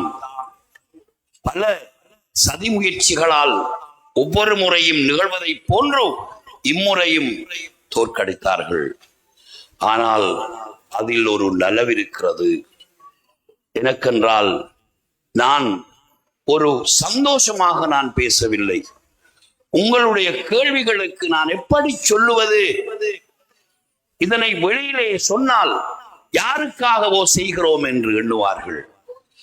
எனது உடன்பிறப்புகளுடைய காணிகள் அல்லவா, அது வளநிலம் அல்லவா? நிரப்புவதற்கு இடையில் பழைய வயலும் சல்வினியாவும் இப்பொழுது இருக்கிறது. நாலடியை உயர்த்தி மற்றவர்கள் கட்டியிருக்கிறார்கள். இது எப்படி பேலன்ஸ் பண்ண போறோம்? சில கட்டடங்கள் ஊருக்குள் இருந்து வருகின்ற நீர் அதனை அப்படியே ஒரு பெரும் வாய்க்கால்களை சின்ன குழாய்க்குள் அனுப்பி ஊர் தாண்டு கொண்டிருக்கிறது. அது உங்களுக்குத்தான் புரியும், உங்களுடைய தாய்மாருக்கும் தந்தைகளுக்கும் புரியும். இந்த வீதிகள் எப்படி இருந்தது, எப்படி நீர் இறங்கி போய் ஓடுகிறது என்று நாம் அந்த நிலத்தை வைத்துத்தான் வாழ்ந்து கொண்டிருக்கிறோம். எல்லோரும் இப்படி செய்தால் அக்கறை பற்றி மாநகரம் என்பது ஒன்று இருக்காது. எதற்கும் ஒரு முறை வேண்டும்.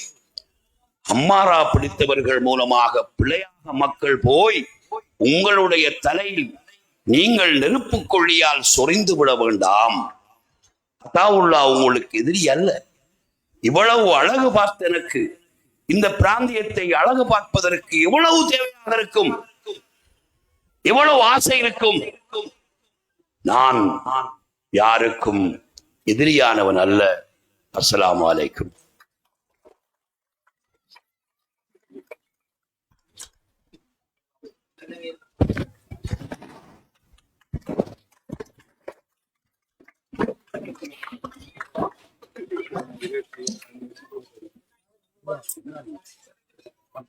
இதுவரைக்கும் உரை நிகழ்த்திய நமது தேசிய தலைமை அவர்களுக்கு நன்றிகளை தெரிவித்து நாளைய தினம் நூறாணிய வட்டாரத்திலே பொதுக்கூட்டம் இடம்பெறவிருப்பது என்பதனை ஞாபகப்படுத்தி அதனைத் தொடர்ந்து நாளைய தினம் தபால் வாக்குகள் அளிக்கப்படும் தினமாக இருக்கின்றது. எனவே அன்றைய தினத்தையும் கருத்தில் கொண்டு நமது தேசிய காங்கிரசுக்கு வாக்களிக்குமாறும் கேட்டு விடைபெறுகின்றோம். நன்றி. வஸ்ஸலாம். ஸல்லல்லாஹு அலா முஹம்மத் ஸல்லல்லாஹு அலைஹி வஸல்லம் ஸல்லல்லாஹு அலா முஹம்மத் ஸல்லல்லாஹு அலைஹி வஸல்லம் ஸல்லல்லாஹு அலா முஹம்மத் யா ரப்பி ஸல்லி அலைஹி வஸல்லிம். நன்றி.